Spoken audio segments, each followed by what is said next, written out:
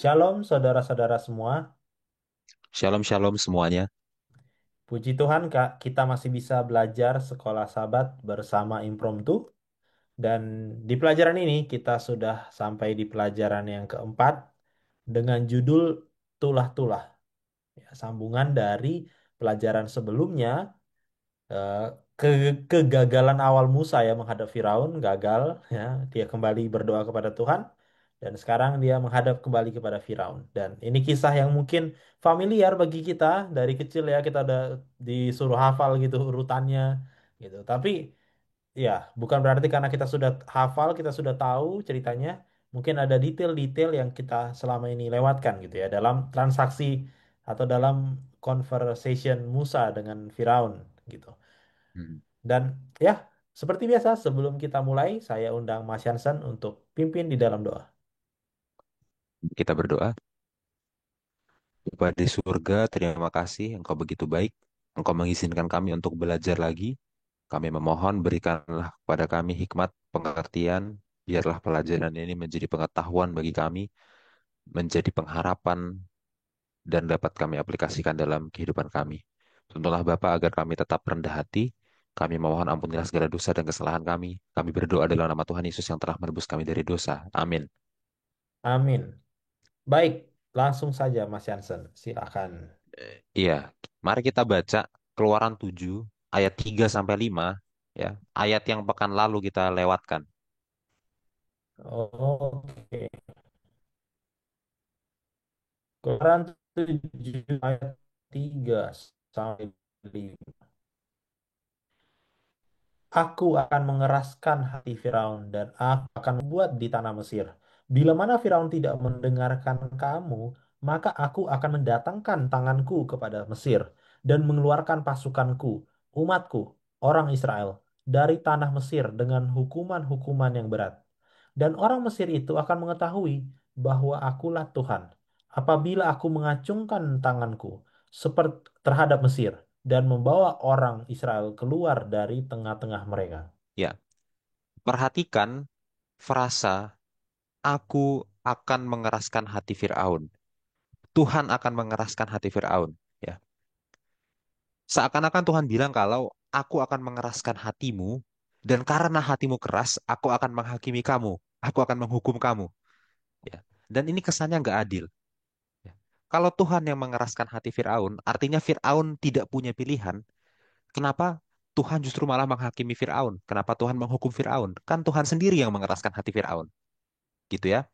Ini adalah pertanyaan filosofis ya tentang kehendak bebas, tentang penghakiman yang tentu harus kita jawab sekarang. Oke?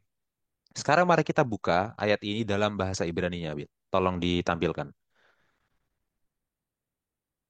Oke, Ya. Kita baca di ayat tiganya ya. Va'ani, maka aksyih, aku akan mengeraskan ya at lev par'om, hati Fir'aun. Vehir beti, dan aku akan memperbanyak at ototai, tanda-tandaku, ve'et moftai, dan mujizat-mujizatku, be'eret Mitzrayim, di tanah Mesir. Ya. Perhatikan kata mengeraskan yang muncul di ayat ini dalam bahasa aslinya, bahasa Ibrani, adalah eksyeh. Sorry, aksyeh. Aku akan mengeraskan. Dari akar katanya adalah kasyah. Akar katanya kasyah. Kasyah itu artinya adalah keras atau teguh. Ya, itu pakai huruf ki, Bil, bukan pakai huruf k. Oke, kasyah pakai ki juga. Bukan kasah ya, kasyah. sorry, Kasha. Oke.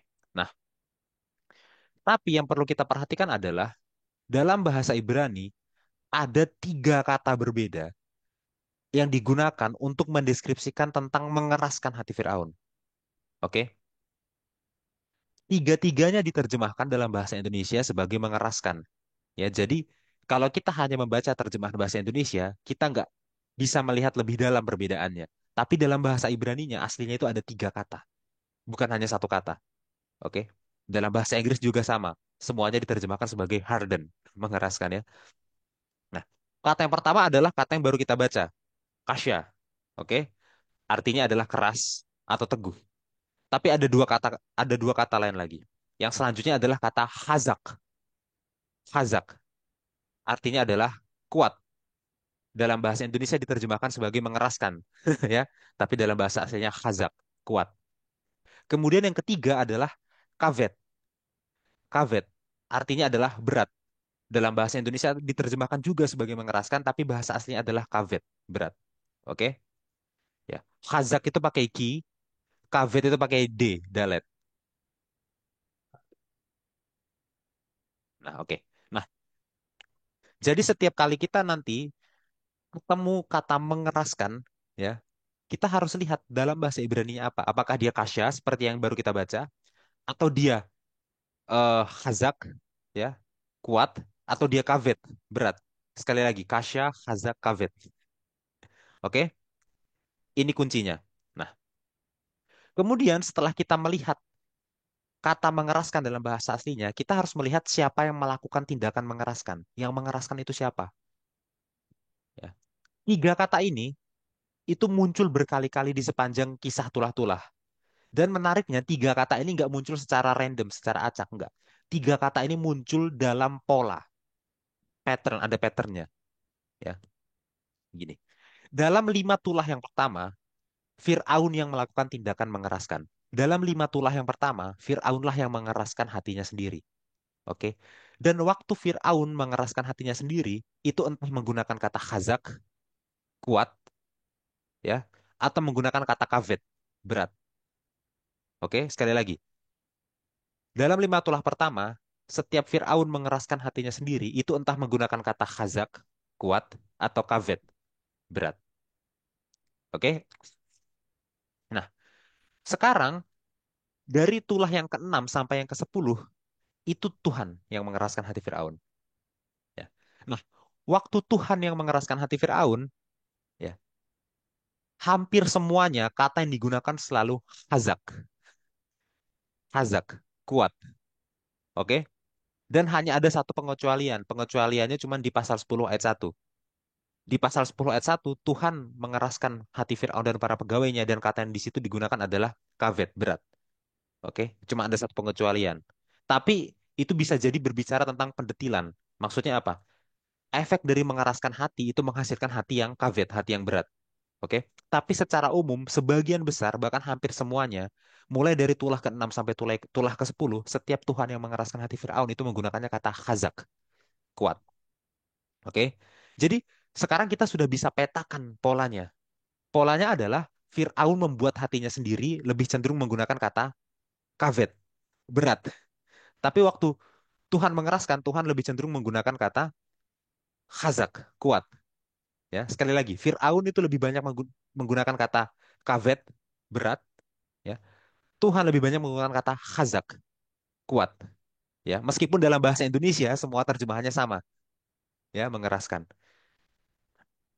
Berarti poin menariknya adalah membuat hati seseorang menjadi khazak, menjadi kuat, itu nggak bermasalah secara etika. Oke? Kenapa? Karena Tuhan itu hanya memperkuat apa yang sudah dipilih oleh Firaun. Firaunnya sudah memilih sesuatu, Tuhan bukan membuat Firaun memilih itu, enggak. Terhadap bebas Firaun yang memilih itu, Tuhan hanya memperkuatnya. Gitu ya. Itu yang menarik. Nah, sekarang kita lihat latar belakang budayanya. Dalam latar belakang budaya Mesir kuno, apa sih artinya berat hati? Ya, karena sekali lagi Firaun itu lebih banyak menggunakan kata kavet, berat, ya.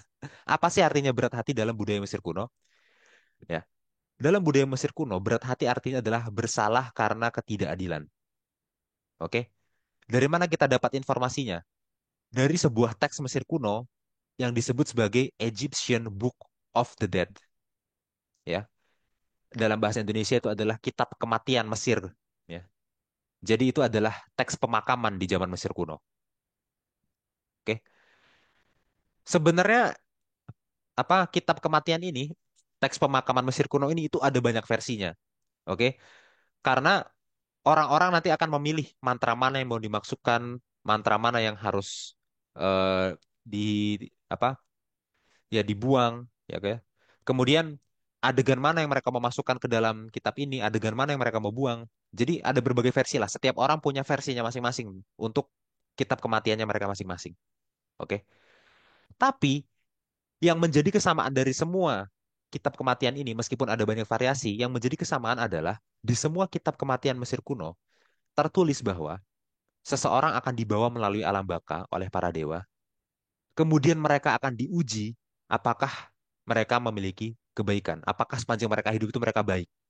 Itu sama ya. Di versi kitab kematian yang manapun selalu ada adegan itu. Oke? Nah, sekarang tolong tampilkan sebuah gambar yang tadi saya sudah kirim ke Bill. Yang ini. Oke, yang ini ya. Jadi ini adalah gambar tentang penghakiman ya. Gambar tentang penghakiman orang mati ya waktu mereka masuk ke alam baka di hadapan dewa Osiris. Oke. Nah, tolong di zoom gambarnya Bill di timbangan. Coba ke arah timbangan di zoom diperbesar.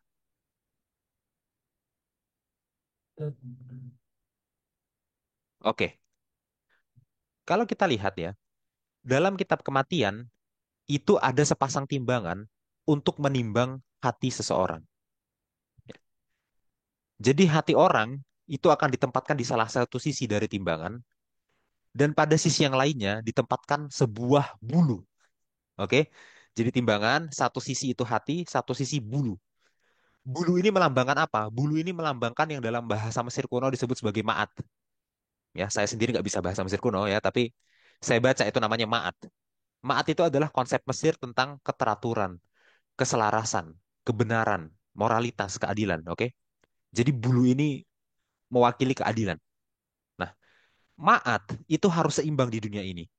Oke.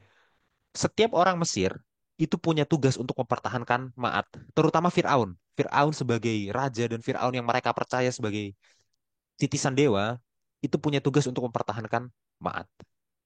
Ya. Nah, kalau hati seseorang ditempatkan, ditimbang dengan Ma'at, ya, dan ditemukan bahwa hatinya lebih berat dari Ma'at, berarti orang itu telah mengacaukan Ma'at. Berarti orang itu telah melakukan ketidakadilan. Oke. Sebaliknya, kalau ternyata hatinya lebih ringan dari bulu, ya lebih ringan dari maat berarti orang itu lolos uji. Oke, berarti dalam pemikiran Mesir kuno waktu dikatakan berat hati itu artinya apa? Hatinya lebih berat dari maat, hatinya lebih berat dari konsep keadilan. Berarti dia sedang melakukan ketidakadilan itu maksudnya. Hatinya lebih berat dari bulu, lebih berat dari maat, hati yang berat.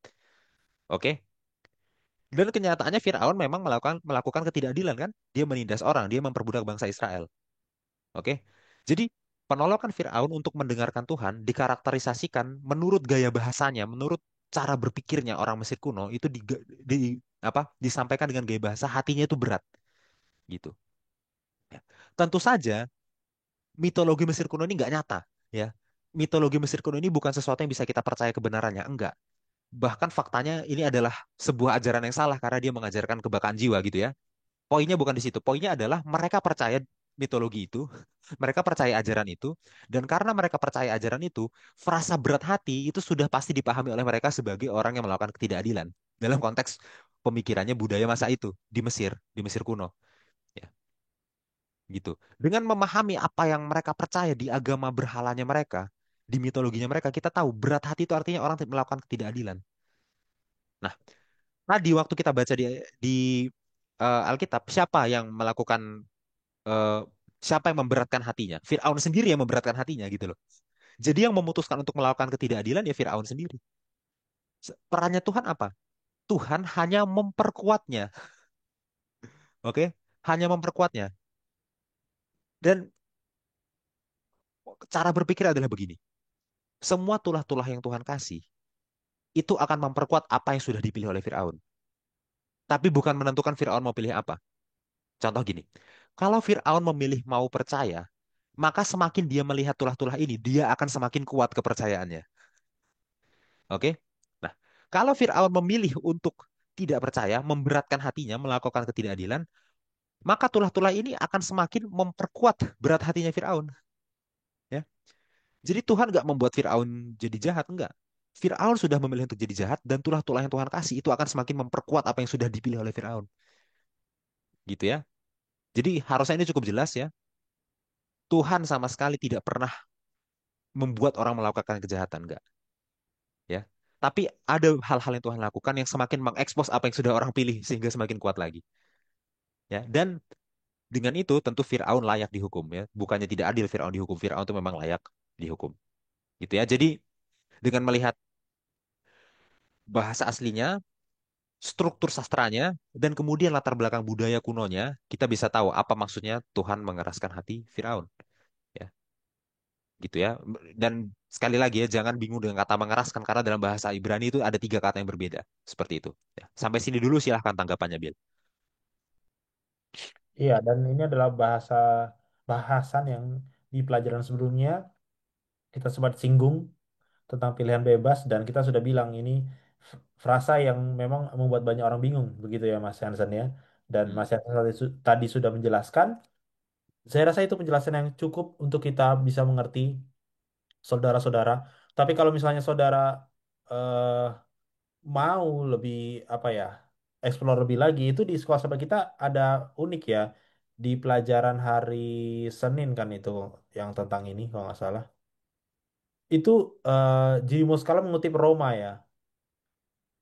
Roma 1 ayat 24 sampai 32.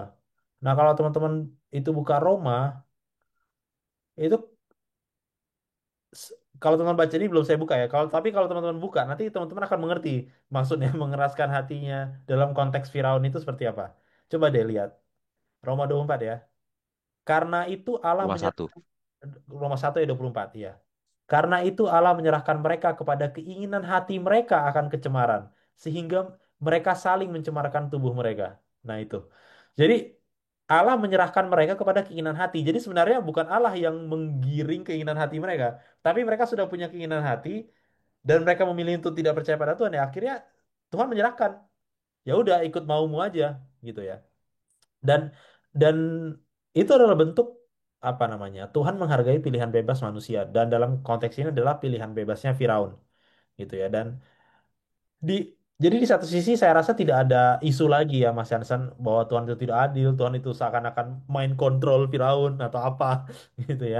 Saya rasa kita tidak itu argumen itu sudah gugur lah dalam tadi analisis kita gitu ya. Dari Alkitab, dari struktur bahasa dan lain-lain. Nah, tapi di satu sisi lagi, mungkin pertanyaannya yang kedua adalah seperti ini, Mas Jansen. Kira-kira, kok bisa tulah yang sama kalau misalnya dia pilih percaya tanpa percaya, tapi kalau dia itu udah punya skeptis gitu ya, kayak ragu, tapi malah tambah ragu. Nah, padahal tulahnya sama gitu ya, padahal tulahnya sama. Jadi seakan-akan apa ya? Seakan-akan kalau misalnya saya berusaha untuk skeptis nih Mas Hansen dari cara berpikir kita tadi ya, seakan-akan ada atau tidak adanya tulah ini tidak mempengaruhi sebenarnya tidak mempengaruhi dia gitu. Karena toh dia akan seperti itu. Atau apakah ada kemungkinan di mana misalnya gini ya, dia kan mengeraskan misalnya tulah pertama dua tiga ketiga lah karena nanti kita bahas dua kan udah nggak bisa tiga kan udah nggak bisa ditiru ya dua kan yang kan bisa ditiru sampai kata kan setelah itu kan udah nggak bisa ditiru lagi kalau nggak Hmm. salah. Nah, apakah ada momen di mana seandainya dia switch off gitu ya, tulah itu kan berfungsi untuk memperbaiki dia gitu. Maksudnya dari yang tidak bersalah jadi sorry, dari yang tidak percaya menjadi percaya gitu. Nah, so- Hmm. bagaimana menurut Mas Hansen tentang Ya. plan demikian ini? Kalau kita melihat dari rencana Tuhan ya, Hmm. rencana Tuhan adalah tulahnya ditujukan untuk membuat dia percaya. Iya Oke? kan? Buktinya ada di mana? Di Keluaran 7 ayat 3 yang baru kita baca tadi ya. Coba Hmm. kembali lagi. Keluaran 7 ayat 3 ya. Ini. Dikatakan, tetapi aku akan mengeraskan hati Firaun dan aku akan memperbanyak tanda-tanda dan mujizat-mujizat yang kubuat di tanah Mesir. Oke? Ayat 5. Dan orang Mesir itu akan mengetahui bahwa akulah Tuhan. Oke, jadi tujuannya adalah supaya mereka tahu bahwa dialah Tuhan, Hmm. ya, bahwa YHWH lah Tuhan. Oke? Nah, dan perhatikan bahwa sebenarnya Alkitab itu nggak pakai kata tulah. Hmm, Perhatikan di ayat 3, dia pakai kata apa, Bil? mujizat. Tanda-tanda. Ada dua kata. Tanda-tanda dan mujizat-mujizat. Oke, tanda-tanda dan mujizat-mujizat ya. Jadi sebenarnya tujuan utamanya tulah ini bukan untuk menyakiti, Menyiksa. Iya. oke, tapi untuk membuat kagum. Ya, dalam bahasa aslinya kata mujizat itu mofet. Mofet Hmm. itu artinya adalah wonders, kekaguman. Jadi, tetapi aku akan mengeraskan hati Firaun dan aku akan memperbanyak otot, tanda-tanda, dan mofet, wonders, kekaguman-kekaguman. Oke. Tapi masalahnya karena dia memang sudah terlanjur memilih untuk memberatkan hatinya, ya bahasa Indonesia yang mengeraskan, tapi saya lebih suka pakai kata yang sama dengan bahasa asli, memberatkan hatinya. Maka semua tanda-tanda dan mujizat-mujizat dan wonders, kekaguman-kekaguman ini akhirnya cuma memperkuat apa yang sudah dia beratkan itu, gitu ya. Tapi tujuan utamanya sebenarnya untuk bikin percaya, gitu. Kira-kira konsepnya sama dengan tanda-tanda yang ada di Injil Yohanes gitu ya, yang Yesus Ya. tampilkan di hadapan para pemuka agama Yahudi gitu. Yang makin percaya kan makin percaya, yang nggak percaya makin nggak percaya. Tanda yang sama, gitu ya. Ya. Tapi intensi dari Tuhannya sendiri itu jelas untuk bikin percaya, gitu ya. Itu yang perlu kita perhatikan ya. Makanya ada beberapa pakar Alkitab itu yang nggak mau menyebutnya sebagai 10 tulah. Ada, ada yang menyebutnya seven wonders, 10 kekaguman, 10 mujizat gitu. Karena tujuannya bukan untuk menyakiti, ini tujuannya sebenarnya untuk membuat kagum, untuk membuat orang percaya. Ya, meskipun nanti kita harus jujur ya bahwa ada salah satu tulah yang memang disebut sebagai tulah, ya. Eh di Ntar saya lupa. Kalau bukan, pokoknya penyakit sampar pada ternak, ya kalau nggak salah itu satu-satunya yang disebut secara eksklusif dengan kata tulah. Oke, tapi yang lainnya itu adalah tulah, tapi kata yang disebut, kata yang digunakan adalah mofet, Hmm. wonders, kekaguman, gitu ya. Dan bahkan ada orang yang bilang bahwa ini harusnya totalnya nggak 10, harusnya totalnya 12. Kenapa? Tongkat menjadi ular dan nanti membelah laut merah itu dimasukkan ke dalam itu juga. Jadi Oke. totalnya ada 12. Saya apa 12 wonders, 12 kekaguman. Ada yang bilang gitu juga. Gitu ya. Dan saya rasa kalau kita mau sebut 10 tulah juga nggak salah ya, tapi Ya. memahami bahwa dalam bahasa aslinya ini ditujukan untuk jadi wonders, untuk jadi kekaguman, mofet dalam bahasa Ibrani itu akan membuat paradigma kita paham bahwa tujuan Tuhan itu emang bikin Firaun percaya. Itu Bil, kalau Ya. tanggapan dari aku. Ya, terima kasih ya. Dan makasih Mas Hasan sudah menjawab pertanyaan itu karena menurut saya itu pertanyaan yang sangat penting. Tadi Mas Hasan, tadi saya mau kutip itu juga Yesus ya. Mujizat yang sama bagi orang Farisi mungkin dia apa sih lu? Gitu ya. Tapi bagi orang Iya. yang mau menerima dia, wah berkat gitu. Ya kan? Bagi orang Farisi itu hujat gitu loh. Iya, memuja Tuhan. Iya. Lempari batu. Iya, Ah, jadi itu ya. Dan itu penting ya. Maksudnya eh, ini lebih ke praktikal sekarang. Sekarang lebih ke praktikal gitu ya. Mumpung kita masih di bagian ini, kita belum masuk ke 10 wondersnya ya. Kita belum masuk hmm, ke 10 tulahnya. Maksudnya gini, coba saudara perhatikan apakah ada mujizat yang terjadi. Apakah itu dalam bentuk saudara lihat sendiri atau bahkan kesaksian orang. Ya, satu kesaksian itu hmm. bisa buat orang panas tapi bisa buat orang lain bersyukur. Iya, iya Iya betul loh. betul. Iya loh, kadang-kadang kita nggak sadar itu. Kadang-kadang kalau kita dengar teman kita bersaksi tentang Tuhan, sudah yang Tuhan, kadang-kadang kita panas, apaan sih lu sombong gitu, atau apaan sih. Tapi apakah itu bisa membuat kita kagum gitu? Nah, atau jangan-jangan memang dari awal gitu sudah ada yang memberatkan hati kita, entah karena yang ngomong itu kita nggak suka sama orangnya, gitu ya. Jadi apapun pelayanan yang dilakukan kayaknya salah aja di mata kita gitu. Karena ya kita ada Hmm, berat hati dulu gitu ya. Nah, menurut saya itu pelajaran yang cukup penting sih. Jadi pilihan Firaun itu ternyata mempengaruhi respon dia terhadap iya, tulah-tulah itu, padahal tulahnya sama gitu ya. iya, Tujuannya untuk baik gitu. Nah, mungkin itu sedikit Mas Hansen. Saya mau iya, lari ke sana tadi. iya. Saya teringat nasihat dari Nyonya White ya di buku Steps to Christ apa itu bahasa Indonesianya itu. Eh, Kebahagiaan Kemudian sejati jati. ya. Kebahagiaan sejati di pasal 12 ya tentang kebimbangan ya. Di situ Ellen White bilang, bagi siapa yang mau percaya, ada banyak bukti untuk percaya. Iya, Bagi siapa yang tidak mau percaya, ada banyak bukti untuk tidak percaya. Dan saya rasa itu buktinya sama sebenarnya, iya. gitu ya. Dan coba itu direnungkan ya, direnungkan. Sebenarnya konteksnya pasal itu, pasal 12 dari kebahagiaan sejati itu untuk Alkitab sebenarnya. Percaya atau enggak sama Alkitab, Iya, ya. iya, Tapi itu berlaku untuk segala hal dalam kehidupan gitu ya. iya. Iya. Oke, kita lanjutkan, kita baca Keluaran 7 ayat 8 sampai 10.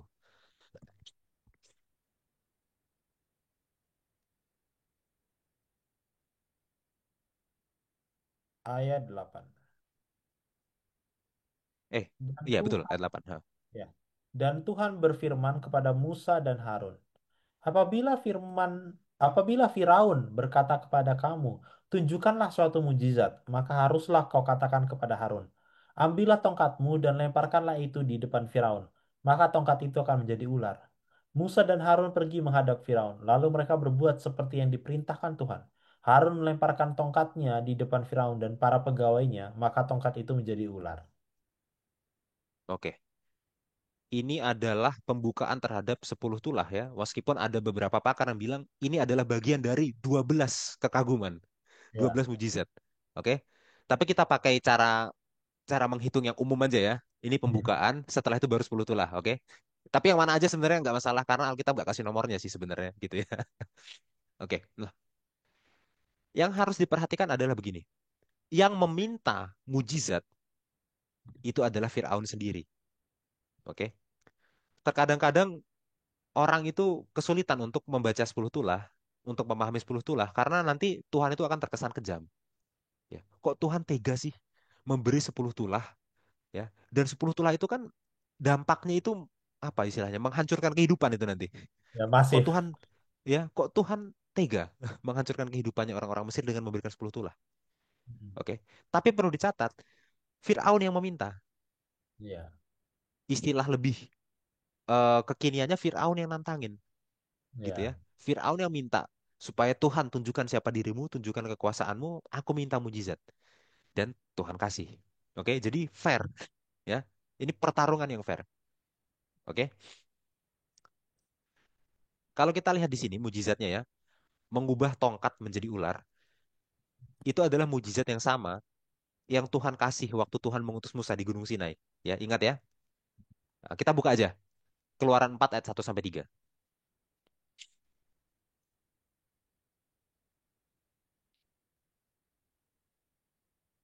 Ini aku baca. Iya, tolong dibacakan, Bil. Oke, Keluaran 4 ayat 1 sampai 3. Lalu sahut Musa, bagaimana jika mereka tidak percaya kepadaku dan tidak mendengarkan perkataanku, melainkan berkata, Tuhan tidak menampakkan diri kepada kamu. Tuhan berfirman kepadanya, apakah yang di tanganmu itu? Jawab Musa, tongkat. Firman Tuhan, lemparkanlah itu ke tanah, dan ketika dilemparkannya ke tanah, maka tongkat itu menjadi ular, sehingga Musa lari meninggalkannya. Ya, jadi mujizat waktu Tuhan memanggil Musa di Gunung Sinai dengan mujizat yang sekarang ditampilkan ke Firaun itu sama ya, mengubah tongkat menjadi ular. Oke. Sekarang kita lihat bahasa Ibraninya, Bil. Tolong bukakan Keluaran 4-nya. Keluaran 4 ayat 3.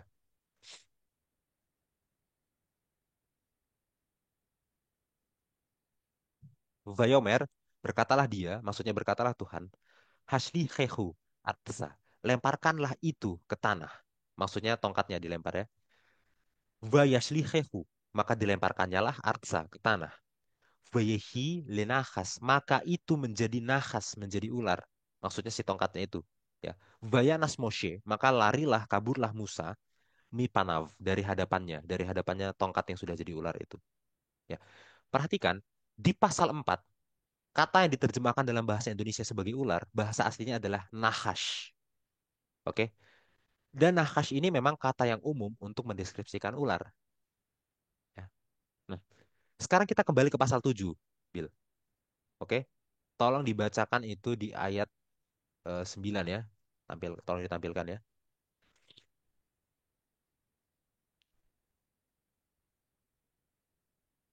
Oke, ke ayat 9. Ya. Tolong ditutup dulu Bill itu urut analisisnya. Oke. Ki yedaber aleichem paro. Ya. Waktu Fir'aun berbicara kepada kalian, lemor, berkatalah dia, tenu lachem mofet. Kalian buatlah mujizat. Buatlah wonders, mofet tadi ya. Ve amarta, maka kamu harus berkata, maksudnya Musa harus berkata, El Aharon, kepada Harun, kah et matecha, ambillah tongkatmu, vehashlech, dan lemparkanlah lifnei paroh ke hadapan Fir'aun, yehi, maka tongkat itu akan menjadi le tanin, akan menjadi tanin. Oh, ternyata di Keluaran 7 kata yang digunakan beda. Di Keluaran 7 bukan menggunakan kata nahas, tapi tanin. Ya. Dan tanin ini adalah cara yang lebih menakutkan, lebih mengerikan untuk menggambarkan ular. Oke, biasanya dihubungkan dengan laut. Oke, jadi ular laut. Ya, sifatnya itu semacam sifat monster gitu. Ya, semacam monster laut gitu. Oke, kalau kita lihat di nabi-nabi yang selanjutnya, ya, misalkan Nabi Yehezkiel, Nabi Yesaya, Fir'aun itu secara simbolis akan disamakan dengan ular laut. Ya, kita buka aja ayatnya. Yehezkiel 29 ayat 3. Tolong ditampilkan, Bil. Step Bible. Bahasa Indonesia aja. Oke. Ya, skill berapa tadi? 29 ayat 3. Berbicaralah dan katakan, beginilah firman Tuhan Allah. Lihat, aku menjadi lawanmu, hai Firaun, Raja Mesir, buaya yang besar, yang berbaring di tengah anak-anak sungaimu, yaitu Nil, dan yang berkata, sungai Nil aku punya, aku yang membuatnya. Oke, ya. Terjemahannya mungkin agak bingung ya bagaimana cara menerjemahkan kata tanin gitu ya. Tapi Iya. yang dalam bahasa Indonesia itu buaya yang besar, itu dalam bahasa Ibrani sebenarnya adalah tanin gadol, ya. Tanin yang besar, ular laut yang besar ya. Saya lebih suka ini ya terjemahan baru edisi 2 ya. Saya nggak ada di online jadi saya harus buka ya. Sebentar. 29 ayat 3 ya. Scale 29 ayat 3. Kalau dalam terjemahan baru edisi 2 dikatakan begini. Berbicaralah dan katakanlah, beginilah firman Tuhan Allah. Sesungguhnya aku menjadi lawanmu, hai Fir'aun, Raja Mesir, naga besar yang berbaring di tengah anak-anak sungaimu. Dan yang berkata sungai Nil itu milikku, akulah yang membuatnya. Ya. Jadi terjemahan baru edisi 2 menerjemahkannya sebagai naga besar. Oke, Hmm. ular laut, naga, monster laut. Ya, itu tanin dalam bahasa Ibrani-nya. Ya. Dan ayat-ayat lainnya bisa dicatat ya, itu ada di Hezkiel 32 ayat 2, kemudian Yesaya 51 ayat 9. Nanti bisa eh, dibaca sendiri dan lebih bagus dalam bahasa aslinya ya, karena terjemahan itu sering bingung untuk menerjemahkan kata tanin. Ya. Tapi poinnya begini, nabi-nabi yang kemudian, baik Nabi Yehezkiel, begitu juga Nabi Yesaya, itu menggambarkan Firaun sebagai ular laut yang mengotori dan mengacaukan sungai Nil. Oke. Kemungkinan para nabi yang kemudian ini, baik Yehezkiel maupun Yesaya, itu menggambarkan peristiwa ini karena mengingat peristiwa di Keluaran. Oke, jadi baik Yehezkiel maupun Yesaya, mereka itu menulis seperti ini, menggambarkan Fir'aun seperti Tanin, ular laut, karena mereka itu menceritakan ulang Keluaran. Ya, itu sangat menarik. Oke. Dan sekarang kita ke latar budayanya ya. Dalam latar belakang budaya Mesir kuno, ular itu sangat penting. Ya, hampir semua gambar dan ukiran tentang Firaun itu pasti ada ular di dahinya. Ya, ular itu adalah simbol otoritas kerajaan di Mesir. Oke, selain ular, tongkat itu juga adalah simbol otoritas kerajaan di Mesir. Oke, ada satu gambar yang tadi saya kirim ke Bill, tolong ditampilkan Bill. Eh, Iya, gambar ini saya dapat dari website World Archaeology ya. Jadi bagi saudara-saudara yang suka membaca penelitian-penelitian tentang arkeologi, ya silahkan buka situs ini. Tolong Bill diperjelas tuh gambarnya di lebih ke bawah lagi. ini Oke, seperti ini lebih bagus ya. Dan sedikit di zoom boleh? boleh. Tet, tet, tet, tet, tet. Oke, ya. Perhatikan itu. Ya, ini adalah eh matinya Fir'aun Tutankhamun. Oke. Dan kita lihat di dahinya itu ada dekorasi apa? Dekorasi ular. Hmm. Ya, jelas sekali. Dan perhatikan, di situ digambarkan Tutankhamun itu memegang apa? Tongkat. Ya. Perhatikan, baik ular yang ada di dahinya maupun tongkat yang dia pegang, itu dua-duanya adalah simbol otoritas kerajaan. Tadi kan Fir'aun minta. Mofet, Fir'aun minta wonders, Fir'aun minta mujizat. Mujizat yang Tuhan kasih adalah mujizat yang berhubungan dengan simbol otoritas kerajaan. Ya, yang berhubungan dengan ular, yang berhubungan dengan tongkat. Mujizatnya adalah mengubah tongkat menjadi ular. Ya, dan itu adalah sebuah simbol yang sangat tepat untuk menunjukkan ke Firaun bahwa Tuhanlah yang punya otoritas. Oke. Kalau ular dan tongkat itu adalah simbol otoritas kerajaanmu Firaun, sekarang ular dan tongkat ini ada dalam kekuasaan Tuhan. Tuhan mengubah tongkat menjadi ular. Ya, Tuhan mau bilang, otoritas itu sebenarnya aku yang punya, bukan kamu Firaun. Gitu ya. Oke, kita lanjutkan. Keluaran 7 ayat 11 sampai 13. Keluaran 7 ayat 11 sampai Sampai 13. 13. Oke,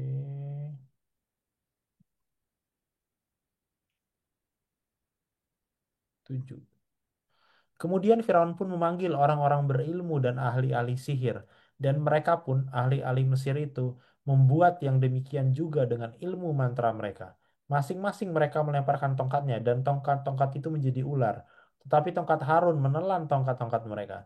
Tetapi hati Firaun berkeras, sehingga tidak mau mendengarkan mereka keduanya, seperti yang telah difirmankan Tuhan. Oke, sekarang Firaun memanggil ahli-ahli sihirnya. Ya, Hmm, dan ternyata ahli-ahli sihirnya bisa menirukan mujizat yang tadi dibuat oleh Musa. Ya, dan mungkin beberapa orang yang membaca ini akan kebingungan. Loh, kok bisa sih para penyihir Mesir meniru mujizat yang dari Tuhan? Ya, jadi ada kesan bahwa para penyihir Mesir bisa mengimbangi Tuhan. Ada kesan begitu kan? Ya, kemudian akan ada orang yang membuat tafsiran dan tafsirannya gini. Itu sebenarnya hanya trik. Ya, jadi sebenarnya penyihir itu hanya membuat trik seperti trik kartu itu kalau disulap. Jadi nggak ada benar-benar sihir yang terjadi. Oke? Tapi kalau kita eksegesis ya, secara detail, nggak ada alasan untuk mendukung argumen tersebut ya. Tidak ada alasan sama sekali di teksnya, baik secara jelas maupun secara tersirat ya, yang menunjukkan kalau para penyihir Mesir itu melakukan trik. Nggak ada. Kalau memang penyihir ini melakukan trik, si penulis ya, penulis kitab Keluaran dalam hal ini Musa itu pasti akan bilang kalau mereka melakukan trik. Kalaupun nggak bilang dengan jelas, minimal ada kata-kata yang tersirat ke arah sana. Misalkan gini, ya, di ayat 12 ya misalnya. Masing-masing mereka pura-pura melemparkan tongkatnya. Dan tongkat-tongkat itu seakan-akan menjadi ular. Misalkan gitu. Oh berarti itu iya. trik. Tapi nggak ada dari teksnya sendiri yang menyiratkan itu. Gitu ya. Jadi mereka ini benar-benar melakukan sihir. Ya, dan karena itulah mereka bisa jadi ahli sihirnya Firaun karena mereka bisa menyihir kan gitu ya. Dan kita harus tahu bahwa setan itu juga bisa melakukan mujizat ya. Ya, karena itulah pola pikir kita ya. Mau ada ribuan dewa pun di Mesir, sebenarnya dewa itu kan sosok yang tidak nyata gitu kan. Dewa itu hanya mitologi. Di balik dewa-dewa itu kan sebenarnya setan sendiri kan gitu ya. Ya, dan kita harus tahu setan itu bisa membuat mujizat ya. Jadi jangan bingung kenapa para penyihir ini bisa membuat mujizat itu dari setan. Yang mereka pikir tuh dari dewanya ya, tapi itu dari setan. Ya.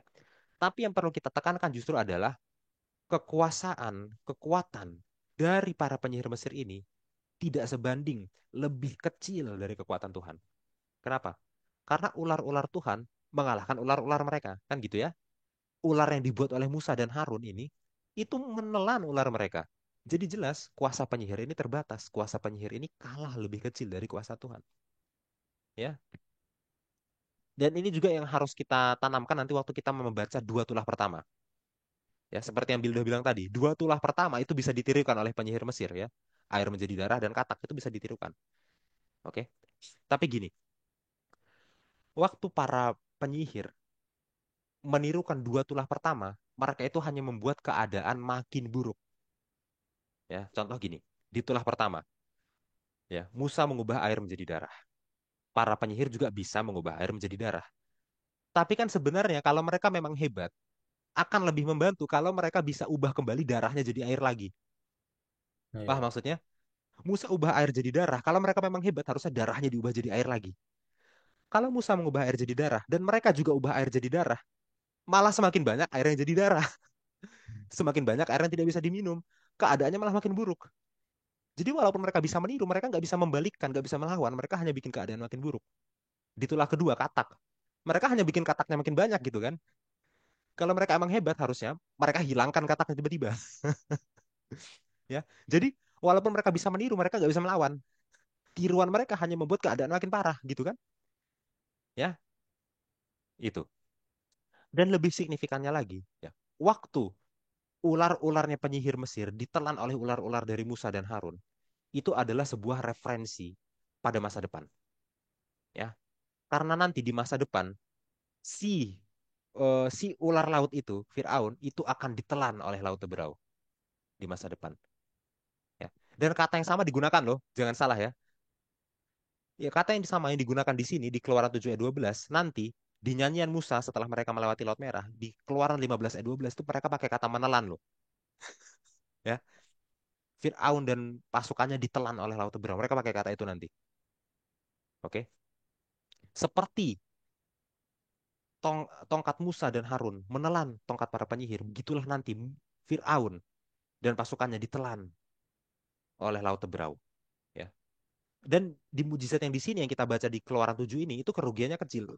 Sebesar apa sih kerugiannya? Cuma rugi 2 tongkat kan? Hmm. Ya. Nanti di penelanan yang lebih besar itu ruginya rugi nyawa, nyawa raja dan nyawa satu pasukan itu akan hilang di situ.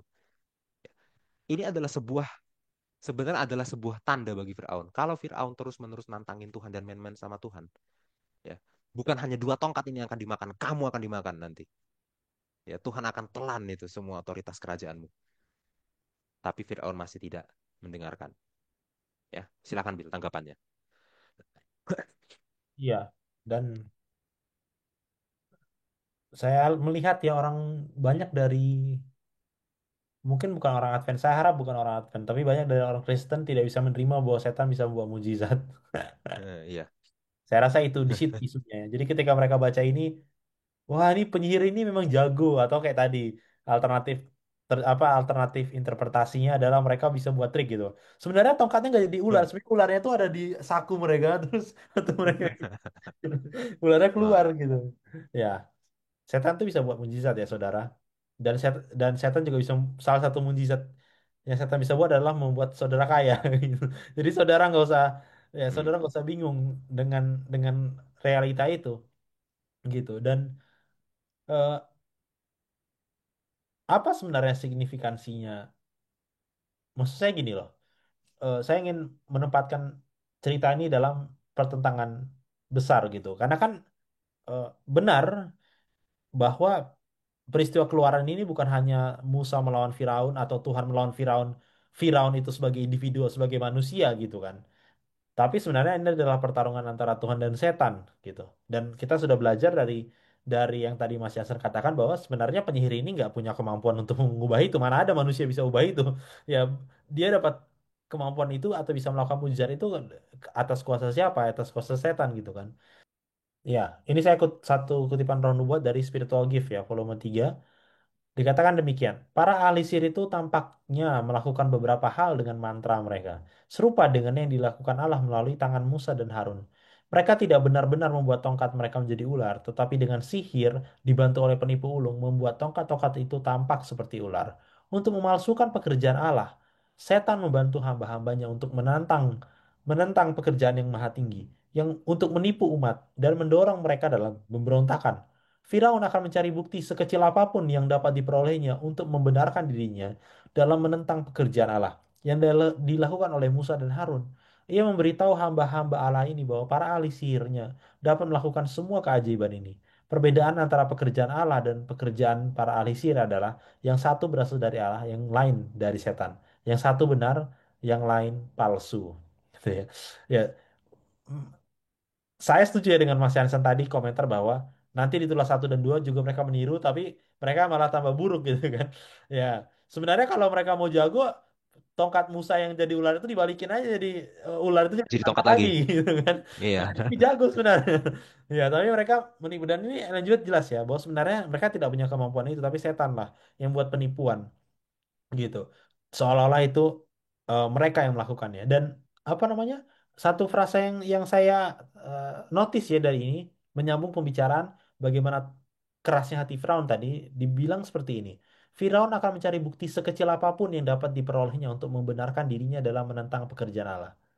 Ya, tapi ironisnya mengikuti peristiwa ini setelah ini nanti apalagi sudah tidak bisa ditiru, sebenarnya bukti sudah bukan sekecil lagi, bukti yang sangat besar sekali bahwa sebenarnya dia harusnya tidak seperti itu gitu kan. Mungkin di sini Hmm, oh, oke masih lah, masih lah. Tapi nanti setelah itu sebenarnya tidak bisa lagi ada bukti sekecil apapun yang dia dapat, malah buktinya terang benderang bahwa harusnya dia let it go gitu. Tapi hmm. ya dia sudah membuat keputusannya. Mungkin itu Mas Hasan, komentar dari saya Oke, dan kutipan Roh Nubuat. oke. Oke, terima kasih, Bill. Kita lanjutkan ya. Kita mulai membahas tulah-tulahnya sekarang. Hmm, Tapi saya nggak akan membahas semua detail tentang tulah-tulahnya ya, termasuk pembahasan dari bahasa aslinya, karena itu akan sangat panjang. panjang banget. Perhatikan, perhatikan kalau pekan ini pelajaran kita itu membahas 4 pasal, ya. Sementara pekan-pekan sebelumnya hanya 2 pasal. Hmm, Oke, jadi 2 kali lipat dong yang harus kita bahas jumlah materinya, sedangkan durasinya sama, gitu ya. iya. Jadi saya akan sedikit merangkum ini untuk 10 tulah ya, meskipun bagian-bagian pentingnya itu nggak akan saya lewatkan. Oke, kita baca Keluaran 7 ayat 17 sampai 25. Keluaran 7 ayat 17 sampai 25. Sebab itu beginilah firman Tuhan. Dari hal yang berikut akan kau ketahui bahwa akulah Tuhan. Lihat, dengan tongkat yang di tanganku ini akan kupukul air yang di sungai Nil dan air itu akan berubah menjadi darah. Dan ikan yang di dalam sungai Nil akan mati, sehingga sungai Nil akan berbau busuk. Maka orang Mesir akan segan meminum air dari sungai Nil ini. Tuhan berfirman kepada Musa, katakanlah kepada Harun, ambillah tongkatmu, ulurkanlah tanganmu ke atas segala air orang Mesir, ke atas sungai, selokan, kolam, dan ke atas segala kumpulan air yang ada pada mereka, supaya semuanya menjadi darah. Dan akan ada darah di seluruh tanah Mesir, bahkan dalam wadah kayu dan wadah batu. Demikianlah Musa dan Harun berbuat seperti yang difirmankan Tuhan. Diangkatnya tongkat itu dan dipukulnya kepada air yang di sungai Nil, di depan mata Firaun dan pegawai-pegawainya, maka seluruh air yang di sungai Nil berubah menjadi darah. Matilah ikan di sungai Nil, sehingga sungai Nil itu berbau busuk dan orang Mesir tidak dapat meminum air dari sungai Nil. Dan di seluruh tanah Mesir ada darah. Tapi para ahli Mesir membuat yang demikian juga dengan ilmu-ilmu mantra mereka. Sehingga hati Firaun berkeras dan ia tidak mau mendengarkan mereka keduanya, seperti yang telah difirmankan Tuhan. Firaun berpaling lalu masuk ke istananya dan tidak mau memperhatikan hal itu juga. Tetapi semua orang Mesir menggali-gali di sekitar sungai Nil mencari air untuk diminum. Sebab mereka tidak dapat meminum air sungai Nil. Demikianlah genap 7 hari berlalu setelah Tuhan menulahi sungai Nil. Oke, tulah-tulah itu adalah serangan kepada dewa-dewinya Mesir. Itu yang perlu kita catat ya. Meskipun nama dewa-dewinya nggak disebutkan di sini, tapi kita bisa tahu itu dengan meneliti budaya Mesir kuno.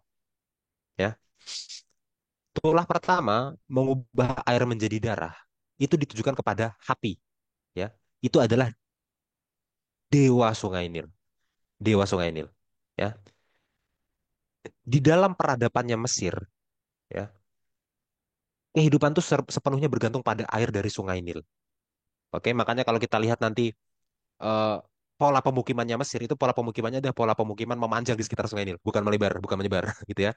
Karena sumber penghidupan mereka itu Sungai Nil. Di mana ada air di situ ada kehidupan ya. Dari situ mereka bisa minum, dari situ mereka bisa bersih-bersih, dari situ mereka bisa menyiram tanaman dan dari tanaman mereka makan, dari Sungai Nil, dari air Sungai Nil lah mereka hidup, ya. Makanya signifikan sekali dewa Sungai Nil ini, dewa Hapi, karena dewa Hapi lah yang akan memberikan mereka kehidupan dalam pola pikir mereka, gitu ya. Sekarang air sungainya jadi darah. Artinya apa? Dewa Hapi gagal memberikan kehidupan. Ya, jadi ini adalah serangan kepada Dewa Hapi. Ya, yang mana kita tahu Dewa Hapi itu hanya mitologi. Dewa Hapi sebenarnya nggak nyata. Di barang itu hanyalah setan gitu ya. Tapi ini menyerang Dewa Hapi. Ya, dewamu, Dewa Hapi itu sebenarnya nggak ada kuasanya. Dia itu nggak bisa menyediakan kehidupan. Karena siapa sebenarnya yang menyediakan kehidupan? Ya, hanya Tuhan sendiri ya yang menyediakan kehidupannya dari penciptaan. Kejadian 1 ayat 1 sampai 2. Sorry, kejadian pasal 1 sampai 2. Gitu ya. Oke, ini itulah pertama. Lanjut, Bill. Keluaran 8 ayat 1 sampai 7. Keluaran 8 ayat 1 sampai 7. Sebentar. Ini tulah pertama ya. Aku tandain dulu. Oke. Oke. Keluaran 8 ayat 1 sampai 7. Tulah kedua, kata. Berfirmanlah Tuhan kepada Musa, pergilah menghadap Firaun dan katakan kepadanya, beginilah firman Tuhan, biarkanlah umatku pergi supaya mereka beribadah kepadaku. Jika engkau menolak membiarkannya pergi, maka aku akan menulahi seluruh daerahmu dengan katak. Katak-katak akan mengeriap dalam sungai Nil, lalu naik dan masuk ke dalam istanamu dan kamar tidurmu, ya sampai ke dalam tempat tidurmu, ke dalam rumah pegawai-pegawaimu dan rakyatmu, bahkan ke dalam pembakaran rotimu serta ke dalam tempat adonanmu. Kata-kata itu akan naik memanjati engkau, memanjati rakyatmu dan segala pegawaimu. Berfirmanlah Tuhan kepada Musa, katakanlah kepada Harun, ulurkanlah tanganmu dengan tongkat, ulurkanlah tanganmu dengan tongkatmu ke atas sungai, ke atas selokan dan ke atas kolam, dan buatlah kata-kata bermunculan meliputi tanah Mesir. Lalu Harun mengulurkan tangannya ke atas segala air di Mesir, maka bermunculanlah kata-kata lalu menutupi tanah Mesir. Tetapi para ahli itu pun membuat yang demikian juga dengan ilmu-ilmu mantra mereka, sehingga mereka membuat kata-kata bermunculan meliputi tanah Mesir. Ya. Sekarang serangannya adalah kepada dewa katak, namanya Heket ya. Oke, harusnya yang bisa mengendalikan jumlah populasi katak itu adalah dewa katak. Sekarang katak-kataknya ini nggak tergendali jumlahnya. Artinya apa? Dewa katak mereka itu nggak berkuasa. Ya, yang berkuasa itu adalah Tuhan, gitu ya. Dan dihubungkan dengan tulah sebelumnya, Sungai Nil, ya. Sungai Nil yang harusnya menyediakan kehidupan, sekarang malah mengeluarkan katak yang malah mengganggu kehidupan, gitu ya. Ya. Dan sekali lagi Dewa Heket ini sebenarnya nggak nyata, hanya mitologi ya. Orang Mesir kuno percaya itu dalam mitologi mereka, tapi pada hakikatnya mereka ini nggak nyata. Di balik itu hanyalah setan, gitu ya. Tulah kedua. Oke, lanjut kita ke tulah ketiga. Keluaran 8 ayat 16 sampai 19.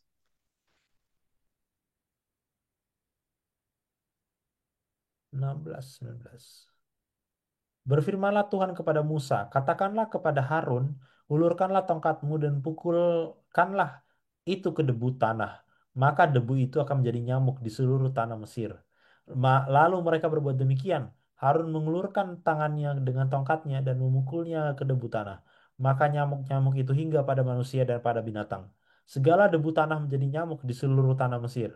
Para ahli itu pun membuat yang demikian juga dengan ilmu-ilmu mantranya untuk mengadakan nyamuk-nyamuk, tapi mereka tidak dapat. Demikianlah nyamuk-nyamuk itu hingga pada manusia dan pada binatang. Lalu berkatalah para ahli itu kepada Firaun, inilah tangan Allah.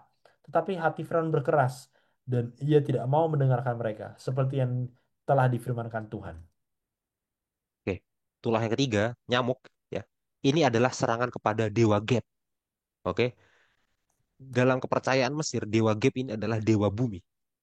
Ya, perhatikan bahwa Tuhan membuat tulah nyamuk-nyamuk ini dari bumi, dari debu tanah, ya kan? Serangan kepada dewa bumi, Geb.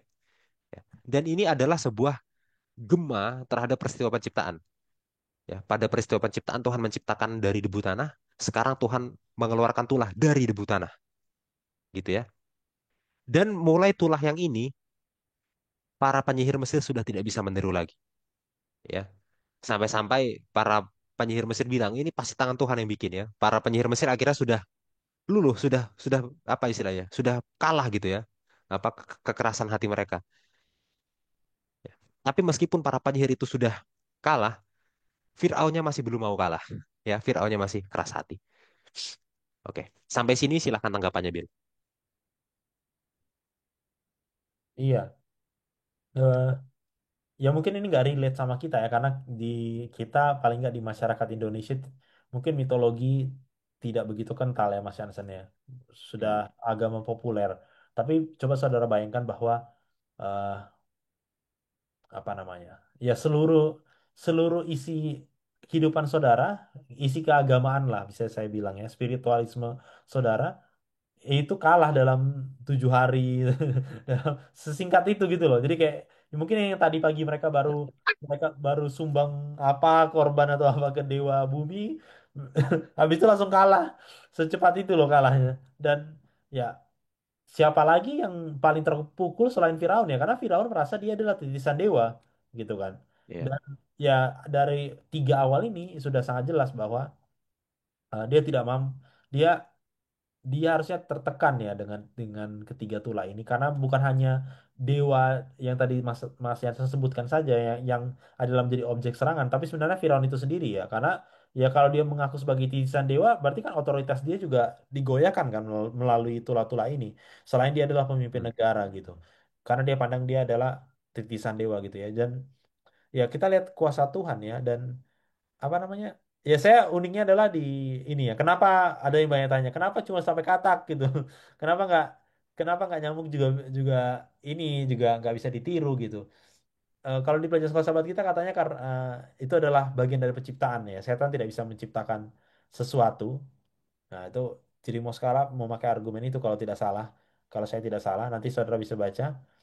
Ya, tetapi kalaupun misalnya setan bisa seolah-olah membuat nyamuk itu muncul gitu, seolah-olah nih. Saya tahu dia tidak bisa menciptakan, tapi seolah-olah dia membuat nyamuk itu muncul. Tetap saja itu akan kalah ya, dan itu akan menambah buruk gitu. Ya sama, Iya. itu akan menambah buruk. Kalaupun mereka bisa meniru gitu ya, nyamuknya tambah banyak gitu, bukan nyamuknya Eh, hilang gitu kan. Jadi kan itu lucu ya, dan ya dari tiga tulah ini saya rasa ya ini kenapa ini terpisah dari yang lainnya ya secara bagi saya gitu karena ini momen di mana mereka berhenti tidak bisa meniru mungkin itu ya Mas Hansen ya jadi harusnya inilah mm, momen di mana Firaun itu bilang oh udah oh udah oke ini iya, dia gitu loh iya. Mm, dan apa kesaksiannya kan juga ada inilah tangan Allah gitu kan oleh iya. penyihir jadi harusnya momen inilah di mana Firaun itu berbalik harusnya kalau misalnya Mhm, dia mencari bukti kan dia cari kan bukti gitu iya, itu Mas Hansen kalau dari saya ya iya. Oke, terima kasih Bill. Kita lanjutkan ya. yes. Kita lanjutkan Keluaran 8 ayat 20 sampai 24.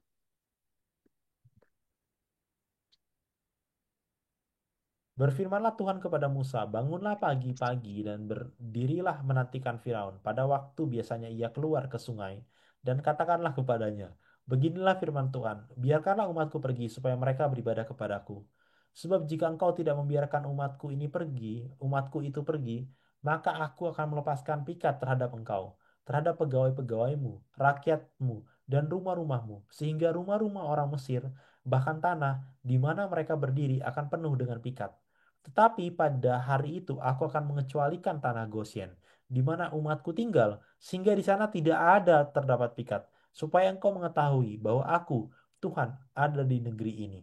Sebab aku akan mengadakan perbedaan antara umatku dan bangsamu. Besok tanda mujizat ini akan terjadi. Tuhan berbuat demikian. Maka datanglah banyak-banyak pikat ke dalam istana Firaun dan ke dalam rumah pegawai-pegawainya dan ke seluruh tanah Mesir. Negeri itu menderita karena pikat itu. Oke, itulah yang keempat, lalat pikat. Ini adalah serangan kepada Dewi Mesir Uat Khit, bukan Uat Cit ya, Uat Khit. Ya, Uat Khit ini adalah Dewi Lalat, Dewi Rawa-Rawa, dan itu dikalahkan oleh Tuhan. Karena harusnya yang bisa mengontrol lalat ya Dewi Lalat gitu. Tapi sekarang lalat ini tidak terkontrol. Artinya Tuhan lebih kuat dari Dewi Lalat ini gitu ya. Itu. Mau ditulis dulu? Boleh. Siapa tadi Oke. namanya? Watchit. Watchit ya. Tulisannya Watchit. Wajib. Pakai H, CH. Uwat, Wajib.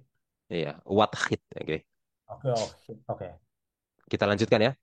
Oke. Keluaran 8 ayat 25 sampai 32 ya. Ini masih di tulah yang keempat ya. Tapi di sini ada negosiasi tawar-menawar yang menarik ya. Jadi kita baca Iya, Keluaran 8 ayat 25 sampai 32. sampai. Oke. Lalu Firaun memanggil Musa dan Harun serta berkata, pergilah, persembahkanlah korban kepada Allahmu di negeri ini. Tetapi Musa berkata, tidak mungkin kami berbuat demikian, sebab korban yang akan kami persembahkan kepada Tuhan Allah kami adalah kekejian bagi orang Mesir. Apabila kami mempersembahkan korban yang menjadi kekejian bagi orang Mesir itu di depan mata mereka, tidakkah mereka akan melempari kami dengan batu? Kami harus pergi ke padang gurun 3 hari perjalanan jauhnya untuk mempersembahkan korban kepada Tuhan Allah kami, seperti yang difirmankannya kepada kami. Lalu kata Firaun, baik, aku akan membiarkan kamu pergi untuk mempersembahkan korban kepada Tuhan Allahmu di padang gurun. Hanya janganlah kamu pergi terlalu jauh, berdoalah untuk aku. Lalu kata Musa, sekarang aku keluar meninggalkan Tuanku dan aku berdoa kepada Tuhan, maka pikat itu akan dijauhkan besok dari Firaun, dari pegawai-pegawainya dan dari rakyatnya. Hanya janganlah Firaun berlaku curang lagi dengan tidak membiarkan bangsa itu pergi untuk mempersembahkan korban, untuk mempersembahkan korban kepada Tuhan. Sesudah itu keluarlah Musa meninggalkan Firaun, lalu berdoa kepada Tuhan. Dan Tuhan membuat seperti yang dikatakan Musa, pikat itu dijauhkannya dari Firaun, dari pegawai-pegawainya dan rakyatnya. Seekor pun tidak ada yang tinggal. Tetapi sekali ini pun Firaun tetap berkeras hati, ia tidak membiarkan bangsa itu pergi. Iya. Setelah tulah keempat ya, Fir'aun tawar-menawar. Oke. Kenapa? Karena Fir'aun sudah mulai tertekan di sini posisinya gitu ya. Jadi Fir'aun sudah mulai agak mau untuk melepaskan bangsa Israel menyembah Allah dan mempersembahkan korban kepada Allah. Tapi Fir'aun kasih syarat, cuma boleh menyembah Allah, cuma boleh mempersembahkan korban kepada Allah di tanah Mesir. Ya, ini persyaratan yang nggak bisa dipenuhi ya. Kenapa? Karena di Mesir hewan itu dianggap suci kan. Jadi mengorbankan hewan itu sama dengan mengorbankan sesuatu yang suci. Dan kalau orang Israel mengorbankan hewan di Mesir, orang Mesir pasti marah. Mereka akan dilempari, akan dibunuh oleh orang Mesir. Oke?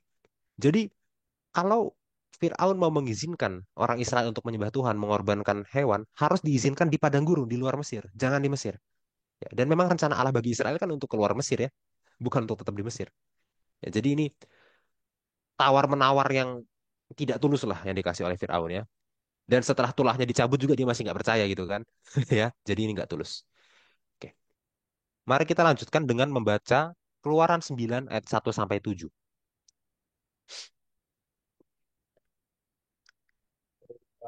9, Ayat 1 sampai 7. 9 ayat 1 sampai 7. Oke, sebentar. Berfirmanlah Tuhan kepada Musa, "Pergilah menghadap Firaun dan berbicaralah kepadanya. Beginilah firman Tuhan, Allah orang Ibrani, biarkanlah umatku pergi supaya mereka beribadah kepadaku. Sebab jika engkau menolak membiarkan mereka pergi dan masih menahan mereka, maka ternakmu yang ada di padang, kuda, keledai, unta, lembu sapi, dan kambing domba akan kena tulah Tuhan, yakni kena penyakit sampar yang dahsyat. Dan Tuhan akan membuat perbedaan antara ternak orang Israel dan ternak orang Mesir, sehingga tidak ada yang akan mati seekor pun dari segala ternak orang Israel. Selanjutnya, Tuhan menentukan waktunya, firman-Nya. Besoklah Tuhan akan melakukan hal itu di negeri ini. Dan Tuhan melakukan hal itu keesokannya harinya. Segala ternak orang Mesir itu mati. Tetapi dari ternak orang Israel tidak ada seekor pun yang mati. Lalu Firaun menyuruh orang ke sana dan sesungguhnya lah dari ternak orang Israel tidak ada seekor pun yang mati. Tetapi Firaun tetap bersikeras hati dan tidak mau membiarkan bangsa itu pergi. Oke. Tulah kelima, penyakit sampar pada ternak. Satu-satunya tulah yang memang disebut sebagai tulah, gitu ya. Tulah-tulah yang lain disebut sebagai mofet, wonders, mujizat. Ini satu-satunya tulah yang disebut secara khusus sebagai tulah, gitu. Tulah ini adalah serangan kepada Hathor. Hathor itu adalah dewi cinta dan perlindungan Mesir, ya. Dan Hathor ini biasanya digambarkan dengan kepala sapi. Oke.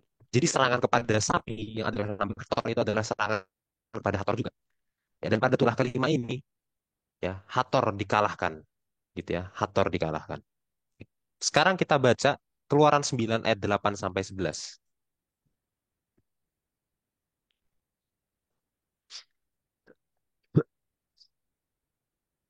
Berfirmanlah Tuhan kepada Musa dan Harun, ambillah jelaga dari dapur peluburan, serangku penuh, dan Musa harus menghamburkannya ke udara di depan mata Firaun.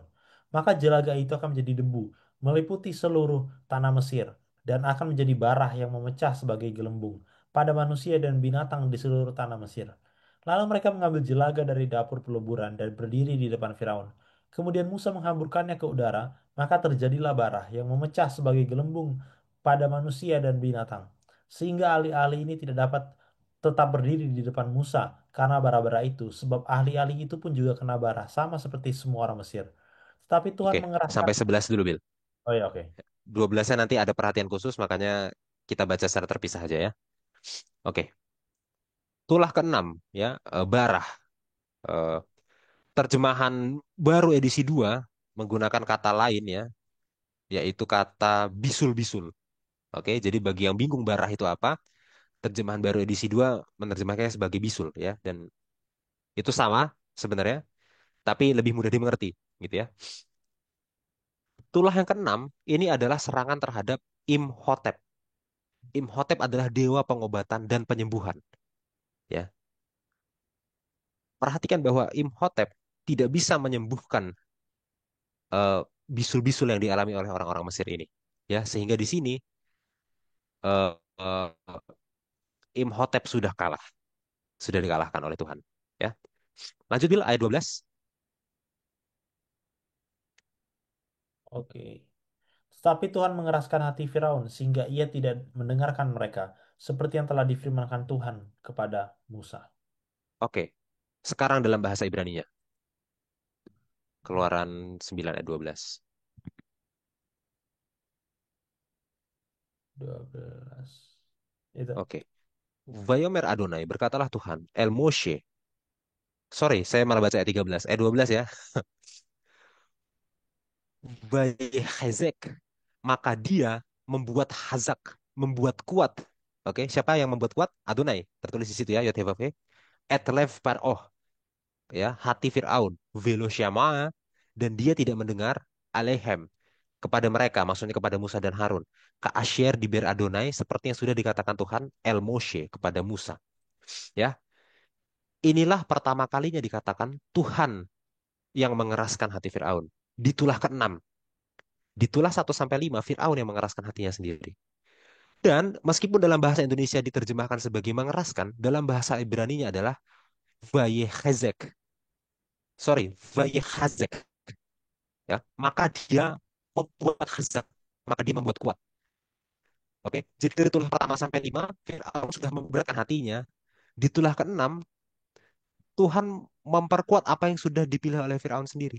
Ya, mengulangi yang tadi ya. Jadi yang membuat Fir'aun tidak percaya itu Fir'aun sendiri. Tuhan hanya memperkuat itu. Ya, itu ya. Dalam bahasa aslinya jelas. Meskipun bahasa Indonesianya sama, mengeraskan, mengeraskan, mengeraskan, tapi bahasa aslinya beda. Ya, kavet memberatkan itu lebih ke Fir'aun. Hazak kuat itu lebih ke Tuhan. Gitu ya. Oke, sampai di sini dulu Bil. Silahkan tanggapannya. Iya. Eh, terima kasih Mas Hansen. Memang benar kita nggak bisa bahas detail ya, tapi saya nggak bisa bayangkan ya frustasinya Firaun dan mungkin frustasinya saya rasa oke Firaun keras kepala saya nggak tahu orang yang lebih keras kepala daripada Firaun dalam hal ini Hmm. makanya saya ingat tuh kalau waktu saya kecil ya atau ya dari saya kecil lah bisa dibilang kalau kita berdoa gitu misalnya minta ujian atau minta apa atau misalnya kita berdoa biasanya mahasiswa kan hari Sabat mau nego sama kampus gitu ya selalu doanya tuh Tuhan berikanlah kekuatan Tuhan engkau saja mampu untuk mengontrol hati Firaun biarlah itu jadi apa Oh. ya Firaun ini selalu dijadikan contoh sebagai seorang yang memiliki hati yang sangat keras sekali gitu ya dan akhirnya dia membolehkan pergi walaupun nanti kita lihat akhirnya mengenaskan juga ya dia kejar juga gitu tapi maksudnya seperti ini. Saya nggak bisa bayangkan kalau misalnya saya di posisi penyihir yang sudah jelas kalah dan advisor Firaun. Ya, yang kalau dari sini kita lihat ya Barah itu kan kena ke mereka juga.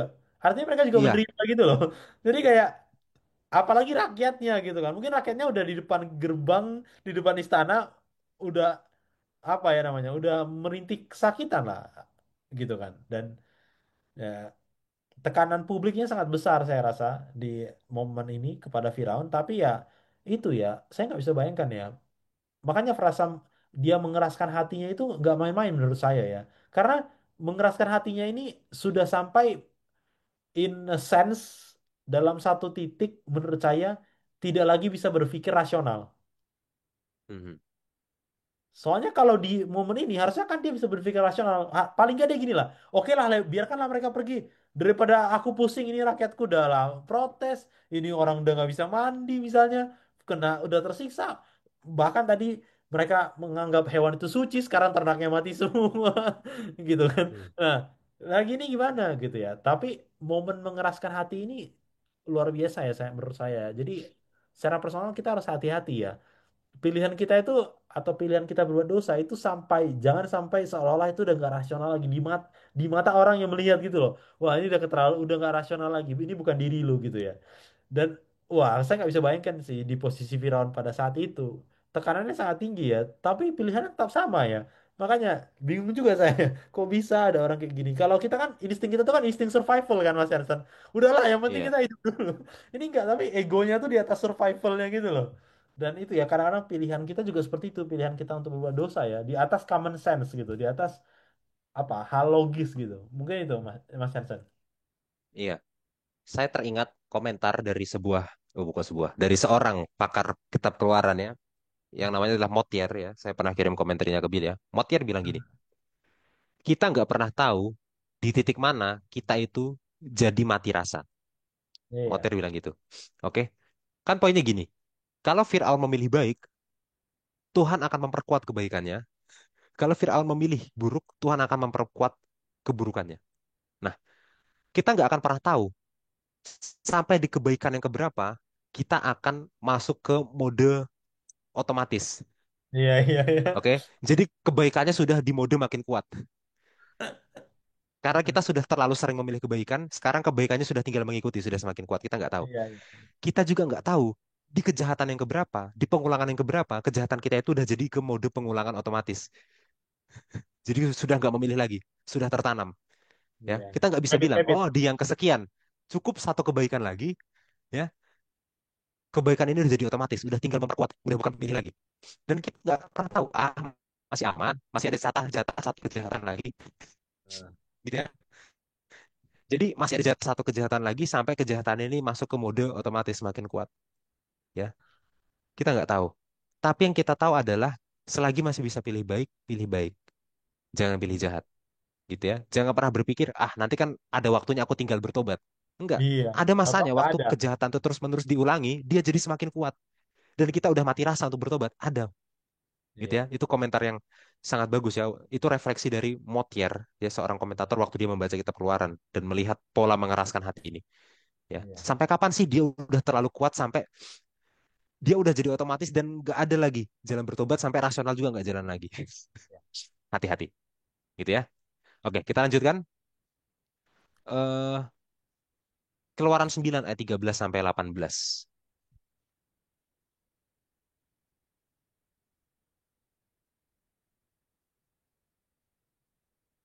Berfirmanlah Tuhan kepada Musa, bangunlah pagi-pagi dan berdirilah menantikan Firaun dan katakan kepadanya, beginilah firman Tuhan, Allah orang Ibrani. Biarkanlah umatku pergi supaya mereka beribadah kepadaku. Sebab sekali ini aku akan melepaskan segala tulahku terhadap engkau sendiri, terhadap pegawai-pegawaimu dan terhadap rakyatmu. Dan maksud supaya engkau mengetahui bahwa tidak ada yang seperti aku di seluruh bumi. Bukankah sudah lama aku dapat mengancungkan tanganku untuk membunuh engkau dan rakyatmu dengan penyakit sampar, sehingga engkau terhapus dari atas bumi? Akan tetapi inilah sebabnya aku membiarkan engkau hidup, yakni supaya memperlihatkan kepadamu kekuatanku dan supaya namaku dimasyurkan di seluruh bumi. Engkau masih selalu menghalangi umatku, sehingga engkau tidak membiarkan mereka pergi. Sesungguhnya besok kira-kira waktu ini, aku akan menurunkan hujan es yang sangat dahsyat, seperti yang belum pernah terjadi di Mesir sejak Mesir dijadikan sampai sekarang ini. Tulah ketujuh, hujan es. Ini adalah serangan kepada Nut. Nut itu adalah dewi langit, dewi surga. Ya, dan Nut ini digambarkan dalam mitologi Mesir bisa mengendalikan apa yang terjadi baik di langit dan di bumi. Ya. Tapi sekarang Nut tidak bisa mengendalikan apa yang turun dari langit. Nut tidak bisa mengendalikan hujan es. Ya, disinilah Nut dikalahkan oleh Tuhan ya. Ini itulah yang ketujuh. Oke, lanjut Bill. Keluaran 10 ayat 1 sampai 6. Ya, tulis dulu.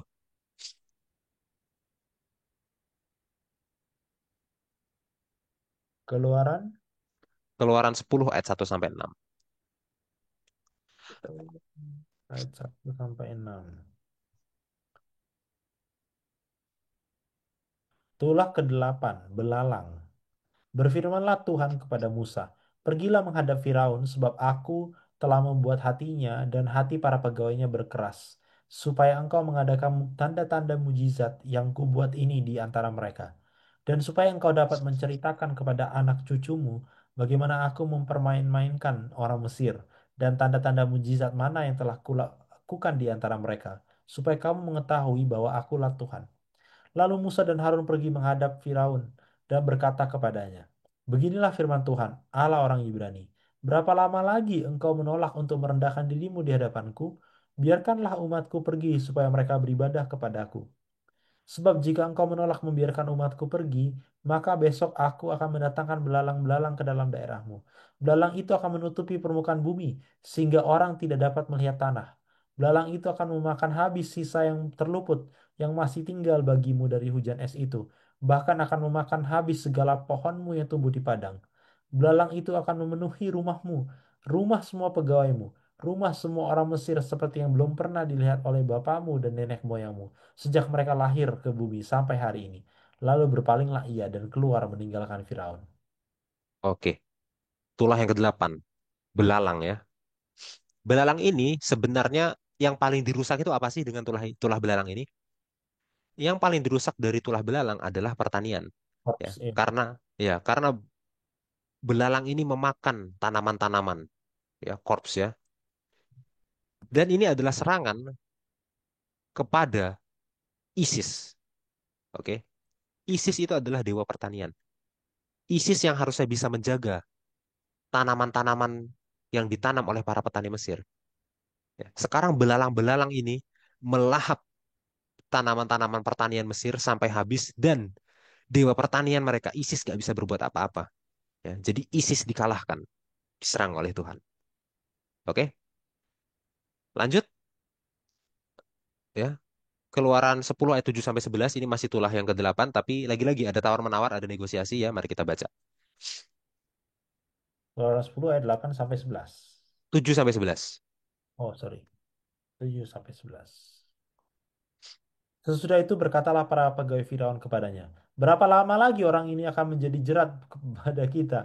Biarkanlah orang-orang itu pergi, supaya mereka beribadah kepada Tuhan Allah mereka. Belumkah Tuanku insaf, bahwa Mesir pasti akan binasa? Lalu Musa dan Harun dibawalah kembali kepada Firaun dan berkatalah Firaun kepada mereka, pergilah beribadahlah kepada Tuhan Allahmu. Siapa-siapa sebenarnya yang akan pergi itu? Jawab Musa. Kami hendak pergi dengan orang-orang yang muda dan yang tua, dengan anak-anak lelaki kami dan perempuan, dengan kambing domba kami dan lembu sapi kami, sebab kami harus mengadakan perayaan untuk Tuhan.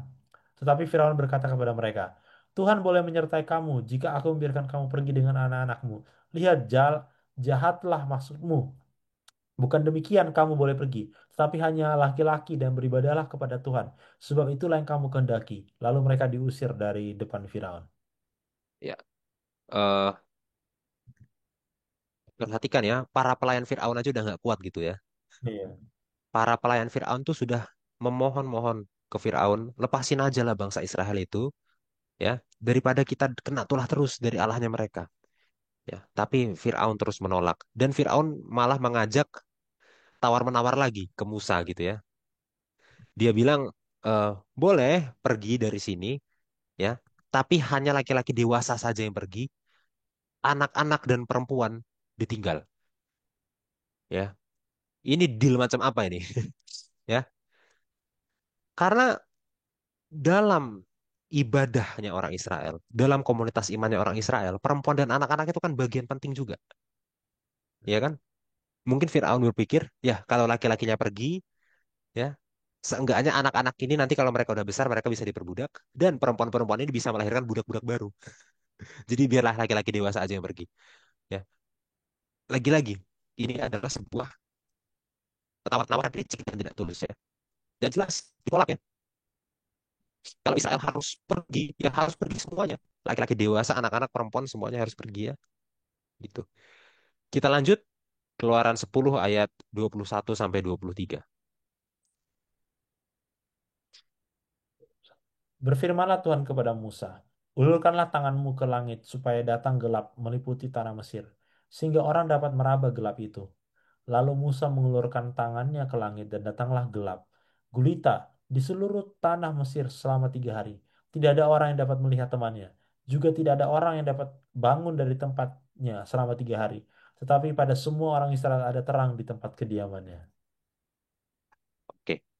Tulah ke-9, gelap gulita. Ini adalah serangan kepada Ra. Ra ini adalah dewa utama Mesir. Dewa utama Mesir ya, maaf salah ngomong ya. Dari semua dewa-dewi lain yang tadi kita sebutkan, yang paling besar itu adalah Ra. Ya, dialah dewa matahari. Dan rekannya beliau, ya, rekannya dia ya, adalah Tot, dewa bulan. Ya. Jadi harusnya masalah penerangan, masalah cahaya, itu harusnya kerjaannya, urusannya Dewa Matahari, Ra, dan Dewa Mesir. Tot. Sekarang Dewa Matahari, Ra, dan Dewa Mesir, nggak bisa buat apa-apa, nggak berkutik ya. Nggak ada cahaya, baik matahari maupun bulan nggak ada cahaya. Oke? Dan ini yang menarik ya. Fir'aun secara khusus ya, kita sudah sering ya, Fir'aun itu adalah titisan dewa menurut kepercayaan orang Mesir. Tapi titisan dewa yang mana? Fir'aun itu adalah titisannya dewa Ra menurut kepercayaan orang Mesir. Ya, makanya kata Ra itu ada dalam kata Fir'aun itu ya. Oke. Jadi ini adalah serangan kepada selain kepada Ra, ini adalah serangan kepada titisannya juga. Serangan kepada Fir'aun ya. Dan mendahului serangan yang nanti langsung kepada rumah Fir'aun di Tulah ke-10. Oke. Ya. Sekarang yang diserang adalah Ra-nya dulu dan Fir'aun titisan Ra gitu ya. Menariknya gini, ya kita ngomongin mitologi Mesir lagi ya. Menurut kepercayaan mereka, setiap hari Ra itu akan mengarungi lautan angkasa dengan perahunya. Oke, itulah pergerakan matahari ya. Jadi menurut mereka matahari bergerak ya dari terbit sampai terbenam itu adalah Ra yang mengarungi angkasa dengan perahunya. Nah, kemudian nanti waktu terbenam ya itu adalah waktu Ra sudah masuk ke dalam alam baka, underworld, dunia bawah istilah mereka gitu ya. Nanti di dunia bawah Ra akan berperang dengan ular kekacauan yang dalam eh, bahasa Mesir kuno disebut sebagai Apophis ya. Nanti sepanjang malam Ra akan bertarung melawan Apophis dan Ra akan menang melawan Apophis. Akhirnya setelah Ra menang melawan Apophis, kemenangannya itu ditunjukkan dengan dia terbit lagi dan dengan perahunya mengelilingi langit lagi dan begitu seterusnya ya. Jadi hari hari itu adalah siklus Ra yang mengelilingi langit dan mengalahkan Apophis. Mengelilingi langit lagi, mengalahkan Apophis lagi. Itulah siang dan malam menurut mitologi Mesir kuno. Ya, sementara kita tahu ya siang dan malam itu dari apa sih? Dari rotasi bumi kan? Ya, tapi waktu itu mereka berpikirnya begitu. Sekarang matahari nggak muncul-muncul lagi nih. Berarti di alam baka, di underworld, dunia bawah, Ra itu sudah kalah. Makanya nggak terbit-terbit lagi, nggak muncul cahaya lagi. Ya, gitu ya. Dan menariknya, di tempat orang Israel tinggal, masih ada cahaya. Ya, jadi itu luar biasa. Karena memang cahaya itu bukan kerjaannya Ra. Ya, cahaya itu bukan mengelilingi langit kemudian mengalahkan Apophis atau lain sebagainya. Enggak, cahaya itu ya diciptakan oleh Tuhan di Kejadian 1. Ya, dan cahaya sudah diciptakan sebelum matahari dan bulan ada. Ya kan? Hari pertama diciptakan terang. Ya, benda-benda penerang baru diciptakan hari selanjutnya kan? Hari ketiga kalau nggak salah. Ya. Jadi cahaya sudah ada sebelum benda penerang ada. Ya, gitu ya. Jadi benda penerang ini cuma alat untuk menampilkan cahaya, tapi cahaya sendiri itu dari Tuhan dan Tuhan yang berkuasa atas cahaya. Ya, gitu ya. Oke, lanjut Bil. Keluaran 10 ayat 24 sampai 29. Lalu Firaun memanggil Musa serta berkata, "Pergilah, beribadalah kepada Tuhan. Hanya kambing dombamu dan lembu sapimu harus ditinggalkan. Juga anak-anakmu boleh turut berserta kamu." Tetapi Musa berkata, "Bahkan korban sembelihan dan korban bakaran harus engkau berikan kepada kami, supaya kami menyediakannya untuk Tuhan Allah kami. Dan juga ternak kami harus turut beserta kami dan satu kaki pun tidak akan tinggal. Sebab dari ternak itulah kami harus ambil untuk beribadah kepada Tuhan Allah kami. Dan kami tidak tahu dengan apa kami harus beribadah kepada Tuhan sebelum kami sampai di sana." Tapi Tuhan mengeraskan hati Firaun sehingga dia tidak mau membiarkan mereka pergi. Lalu Firaun berkata kepadanya, "Pergilah daripadaku, awaslah engkau, jangan lihat mukaku lagi, sebab pada waktu engkau melihat mukaku, engkau akan mati." Kemudian Musa berkata, "Tepat seperti ucapanmu itu, aku tak akan melihat mukamu lagi." Oke, Fir'aun kembali mencoba melakukan tawar-menawar ya. Fir'aun bilang, gimana kalau kalian pergi tapi nggak usah bawa hewan? Ini nggak masuk akal. Karena bangsa Israel korbannya pakai korban hewan. Kalau Hmm. nggak bawa hewan mereka mau korban apa gitu ya. Jadi tentu saja tawaran ini ditolak ya. Dan kita lihat sampai akhirnya Fir'aun itu tetap bertekad untuk melawan, Fir'aun tidak mau mengalah. Ya, seperti kata Bil, padahal buktinya sudah jelas gitu loh. Para pegawainya pun sudah mendesak, tolong mengalah aja, lepaskan aja, tapi dia tetap nggak mau. Ya. Dan ini udah bukan masalah bukti lagi, ini udah masalah kebanggaan, gitu ya. Dia udah merasa gengsi, dia merasa dia terlalu hebat untuk kalah, gitu ya. Seberapapun kuat bukti yang Tuhan kasih, ya, mau faith wonders yang Tuhan kasih, mujizat ya, yang meskipun itu dalam bentuk tulah jelas, tidak peduli seberapa jelas pun bahwa Tuhan tuh memang memegang kekuasaan ya, Firaun tetap menolak, gitu ya, karena itu adalah masalah kebanggaan, pride, kesombongan ya. Sampai sini dulu, silahkan Bil, tanggapannya.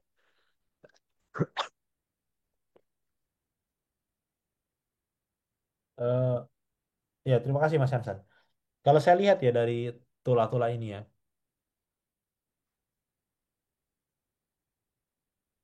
eh, cara negosiasi Firaun. Yang pertama, tadi laki-lakinya, apa perempuannya tinggal, anak-anaknya tinggal. Ya mungkin dia selain karena dia, tadi Mas Hansen bilang dia berpikir, oh perempuannya bisa melahirkan anak, anaknya bisa besar jadi tentara lagi, gitu ya. Ya, saya memikirkan alternatif lain ya. Bisa jadi ya sebagai pria kita punya alasan untuk kembali ya itu di mana anak kita dan istri kita gitu kan.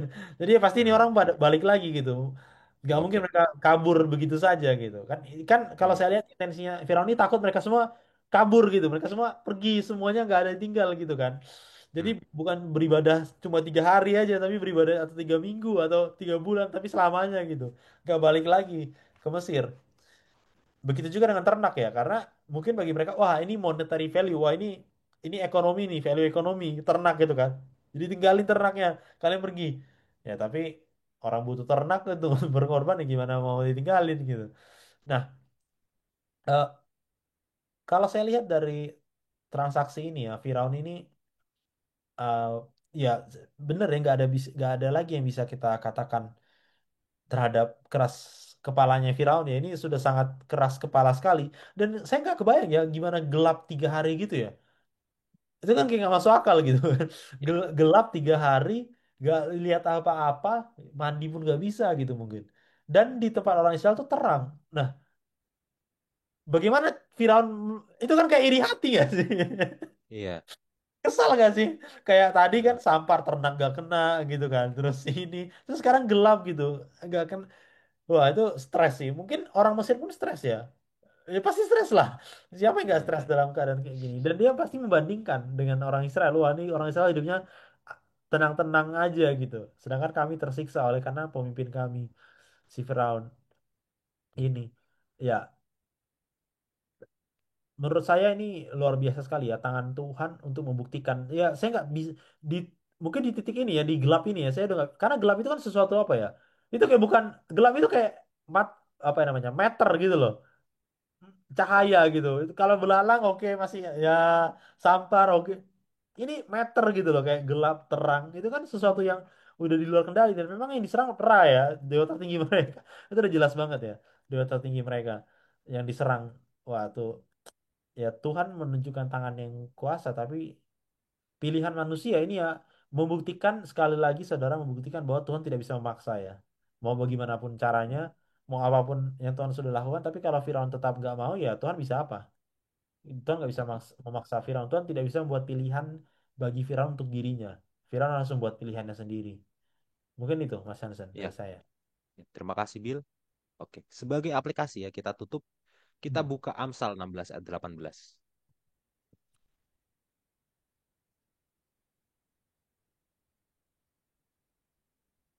18. 18. Kecongkakan mendahului kehancuran dan tinggi hati mendahului kejatuhan. Iya, kalau orang itu congkak, orang itu sombong ya, Hmm. orang itu akan buta terhadap keterbatasannya sendiri. Hmm. Ya, betapa banyaknya orang yang nggak sadar atas kekurangannya sendiri, ya, atau atas bahkan dosa-dosanya sendiri, saking sombong. Dan biasanya kalau sombong itu tuli terhadap teguran, gitu ya. Biasanya gini, kalau nanti orang lain yang berbuat salah atau orang lain yang punya kekurangan, ya, itu dia akan keras itu, ya. Tapi nanti begitu dia yang punya kekurangan, dia nggak sadar akan kekurangannya, Ya. Hmm. Nanti waktu dikasih teguran akan bikin alasan. Ya ini kan karena situasinya begini, ini kan karena kondisinya begini. Kekurangan itu kan sebenarnya karena begini, karena begitu. Tapi kalau orang lain yang kurang, wah itu emang emang orang itu bodoh. Ya, jadi waktu orang lain kurang keras, waktu diri sendiri kurang, tiba-tiba lu nak sombong, gitu ya. Nggak sadar akan kekurangannya. Dan Firaun nggak sadar akan kekurangannya gitu ya. Maksudnya dia melawan Tuhan. Siapa yang bisa melawan Tuhan? Ya, nggak ada manusia yang mampu melawan Tuhan. Dan dia nggak sadar kalau ini bukan tandingannya untuk dilawan gitu loh. Ya, ini bukan tandingannya. Tapi nggak sadar saking sombongnya. Rasional pun udah nggak jalan seperti yang Billy bilang tadi ya. Ya, Coba bandingkan dengan Amsal lain. Amsal 29 ayat 23.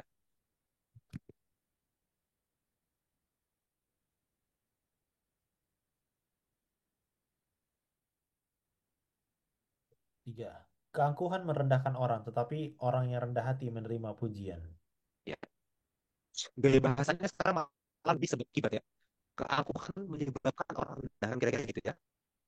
Hati menyebabkan orang menerima pujian. Oke. Jadi kesombongan itu mengawali malapetaka seperti sebab mengawali akibat, ya. Sebab akibat. Kesombongan itu mendorong orang untuk melakukan kejahatan, mendorong orang untuk melakukan kebodohan. Ya, dan Amsal itu apa menghubungkan kejahatan dan kebodohan itu seperti hal yang sama itu, ya. Kalau kita kan punya konsep kebodohan itu lebih ke kognitif, kejahatan itu lebih ke moral gitu ya. Ya, Ya ya. kita seakan-akan membedakan mana yang bodoh, mana yang jahat. Tapi dalam pola pikirnya Amsal ya, orang yang berbuat jahat itu bodoh. Kenapa? Karena berarti dia nggak punya pengetahuan tentang kebenaran. Atau kalau dia tahu kebenaran tapi masih memilih untuk melakukan yang jahat. Jadi dia sedang melakukan sebuah hal yang bodoh kalau dia jahat. Amsal tuh menyatukan itu, ya. Jadi jangan sampai orang Kristen gitu sampai ngomong ya. Sebenarnya bodoh sih enggak, tapi jahat gitu. Dalam pola pikir Kristen, semua kejahatan adalah kebodohan, ya, Hmm. gitu ya. Dalam ukurannya apa? Ukurannya adalah pengetahuan kebenaran. Yang Hmm. kebenaran yang begitu pengetahuan, itu pengetahuan. Kalau berjahat dengan apa pengetahuan teologi yang ada, pengetahuan kebenaran yang ada, berarti kan orang jahat ini sedang membuat kebodohan, ya. Ya, Cuma kan biasanya orang ngomongin pengetahuan itu Alkitab itu gak dihitung sebagai pengetahuan, makanya orang jahat gak dianggap sebagai bodoh gitu loh, ya. ya. Sayang sekali itu cara berpikir modern sekarang seperti itu ya. Dan kejahatan atau kebodohan ya ini akan mengakibatkan kehinaan, mengakibatkan bencana. Semoga kita jangan sombong seperti Firaun ya. Jangan sombong. Ya. K terhadap mujizat-mujizat, keajaiban-keajaiban yang Tuhan sudah kasih. K. Ada dua cara Tuhan bermujizat ya. Pertama melalui alam, kedua Alkitab. Alkitab itu adalah mujizat saudara ya. Gitu ya. K terhadap itu. Oke. Kehidupan kita juga, mujizat Tuhan dalam kehidupan kita juga peka. Ya. Karena kalau kita mengeraskan hati, ya, memberatkan hati untuk tidak percaya, nanti itu akan makin kuat itu lama-lama. Ya, jangan sombong. Itu. Masih ada satu tulah lagi yang belum kita bahas ya. Tulah ke-10 anak sulung mati. Tapi kita nggak akan bahas sekarang. Kenapa? Karena tulah yang ke-10 ini berhubungan langsung dengan perayaan Paskah. Ya. Jadi kita bahas pekan depan tentang tulah ke-10 sekaligus langsung digabung dengan pembahasan tentang perayaan Paskah ya. Paskah itu Alkitabiah ya saudara ya. Ya, oke. Silakan Bil tanggapannya sebelum kita rangkum. Iya, saya rasa ini cukup ya. Pelajarannya, terima kasih Mas Hasan sudah menutup dengan Amsal. Eh, jangan sombong.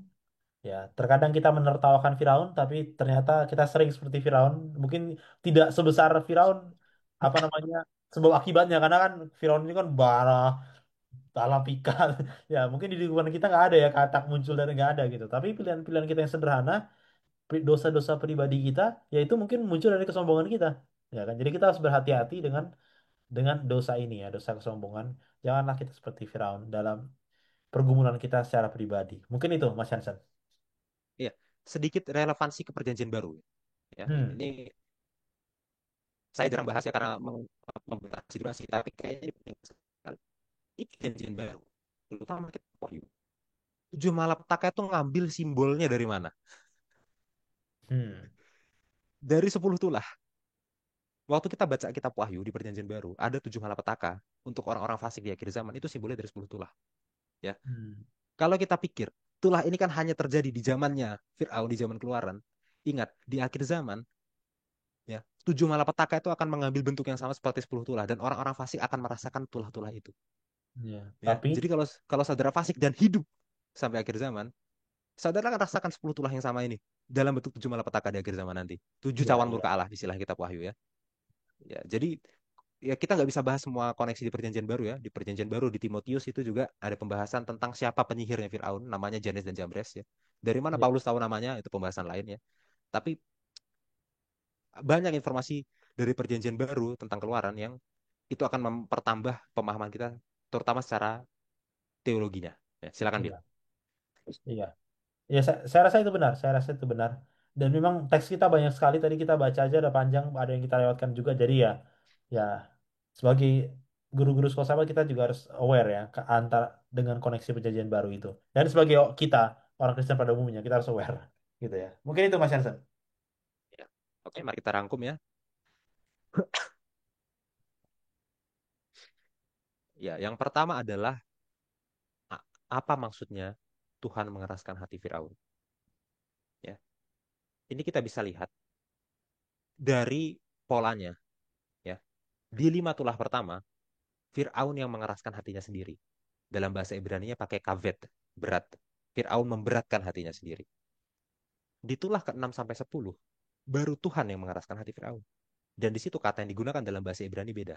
Kata khazak, kuat. Oke. Jadi Firaun lah yang memberatkan hatinya sendiri, pilihan Firaun sendiri. Tuhan hanya memperkuat apa yang sudah Firaun pilih, ya, gitu. Dan dalam budaya Mesir kuno, berat itu ya, berat hati itu adalah sebuah ungkapan untuk menunjukkan bahwa orang itu bersalah atas ketidakadilan ya. Itu diambil dari teks pemakaman Mesir kuno, gitu ya. Itu poin nomor satu. Jadi jelas Firaun lah yang memilih untuk menjadi jahat. Tuhan hanya memperkuat apa yang sudah Firaun pilih. Memperkuatnya melalui apa? Melalui tulah-tulah itu. Ya, itu. Oke, lanjut. Nomor dua, ya, tentang mukjizat tongkat berubah menjadi ular. Ya, di sini mukjizat ini adalah sebuah serangan terhadap otoritas kerajaan Firaun. Ya. Karena baik ular maupun tongkat itu adalah lambang untuk otoritas kerajaan Firaun. Oke, dengan tongkat berubah menjadi ular, ya, artinya otoritas kerajaan Firaun itu sudah Tuhan pegang. Yang punya otoritas sebenarnya itu Tuhan, bukan Firaun.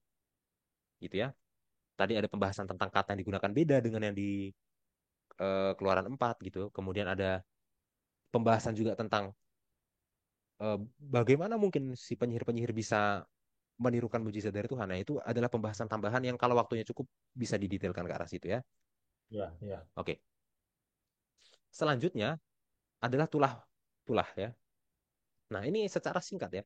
Semua tulah itu adalah serangan kepada masing-masing dewa yang berhubungan dengan itu. Dari tulah pertama sampai tulah 9.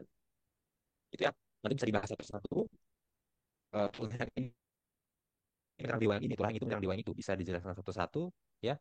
Kalau waktunya singkat, mungkin nggak perlu semua ayatnya dibaca, tapi langsung dijelaskan aja. Gitu ya. Ya. Dan secara khusus ya, di tulah yang ke-9 itu adalah serangan kepada dewa yang paling besar, Ra. Dan Fir'aun itu adalah menurut kepercayaannya orang Mesir kuno adalah anaknya Ra, titisannya Ra. Jadi serangan ke Firaun juga, ya. Tapi bagaimanapun Firaun akhirnya tetap berkeras hati. Padahal pegawainya sendiri sudah mohon tolong tolong orang Israel dilepaskan supaya mereka nggak kena tulah terus. Ya, tapi Firaun tetap berkeras hati. Itu. Poin nomor 4 ya, eh, adalah aplikasi. Ya, ambil dari Amsal 16 ayat 18 ya, supaya kita jangan sombong. Ya. Dalam pola pikir Amsal, kesombongan dan kehancuran itu sebab akibat. Ya. Dan dalam pola pikir Amsal, kejahatan dan kebodohan itu satu paket. Kenapa? Karena berbicara tentang bodoh atau pintar, itu bukan hanya berbicara tentang pengetahuan lain, tapi pengetahuan Alkitab itu juga bicara tentang bodoh dan pintar. Ya. Kalau orang berbuat jahat, ada dua kemungkinan. Entah dia tidak tahu apa yang benar menurut Alkitab, makanya jahat, atau dia sudah tahu yang benar, tapi masih melakukan yang jahat. Itu kan bodoh. Ya. Karena Alkitab ini pengetahuan, saudara. Jadi kejahatan tuh bisa diasosiasikan dengan kebodohan, termasuk dalam kategori kebodohan tuh bisa. Ya. Dan pada akhirnya ya Firaun melakukan sebuah kebodohan dan kejahatan di sini. Hmm. Hidup Firaun akan berujung pada bencana. Pekan depan kita akan membahas tulah ke-10 yang berhubungan dengan perayaan Paskah. Ya, Ya, itu. Sampai di sini dulu, silakan. Ya, ya. kavet itu pakai K ya. Yang lainnya pakai Ki, kavet pakai K. Sorry, sorry, sorry, sorry. Oh ya, pantesan kok tadi familiar. Oke. Iya, Oke, terima kasih Mas Jansen. Dan memang benar, pelajaran sama depan judulnya adalah Paskah. Ya, jadi iya, bukan kelas 10 tapi judulnya Paskah. Ya, jadi mau sekarang sengaja memisahkan mungkin ya untuk membahas secara intens lebih Paskah. Dan sekali lagi, Paskah itu adalah Alkitabiah. Ya, itu dia. iya. Paskah adalah Alkitabiah. Baik, sampai di sini pelajaran sekolah sahabat kita. Saya akan tutup kita di dalam doa. Oke. Mari kita bersatu dalam doa. Bapa di sorga, terima kasih Tuhan atas berkat-Mu. Kami sudah selesai belajar sekolah sahabat. Eh, Bantu kami Tuhan untuk bisa mengerti firman-Mu, bantu kami untuk tidak sombong, bantu kami untuk bisa menggali firman-Mu, mencari pengetahuan supaya kami tidak menjadi manusia-manusia yang bodoh. Bapa, bantu kami untuk bisa membagikan firman ini, terlebih khusus guru-guru sekolah sahabat yang akan mengajar, berikan mereka hikmat Tuhan. Terima kasih Bapa di surga, ampuni kami akan segala dosa kami, di dalam nama Tuhan Yesus kami berdoa. Amin. Amin, amin. Baik, sampai di sini pelajaran sekolah sahabat kita. Shalom. Shalom semuanya.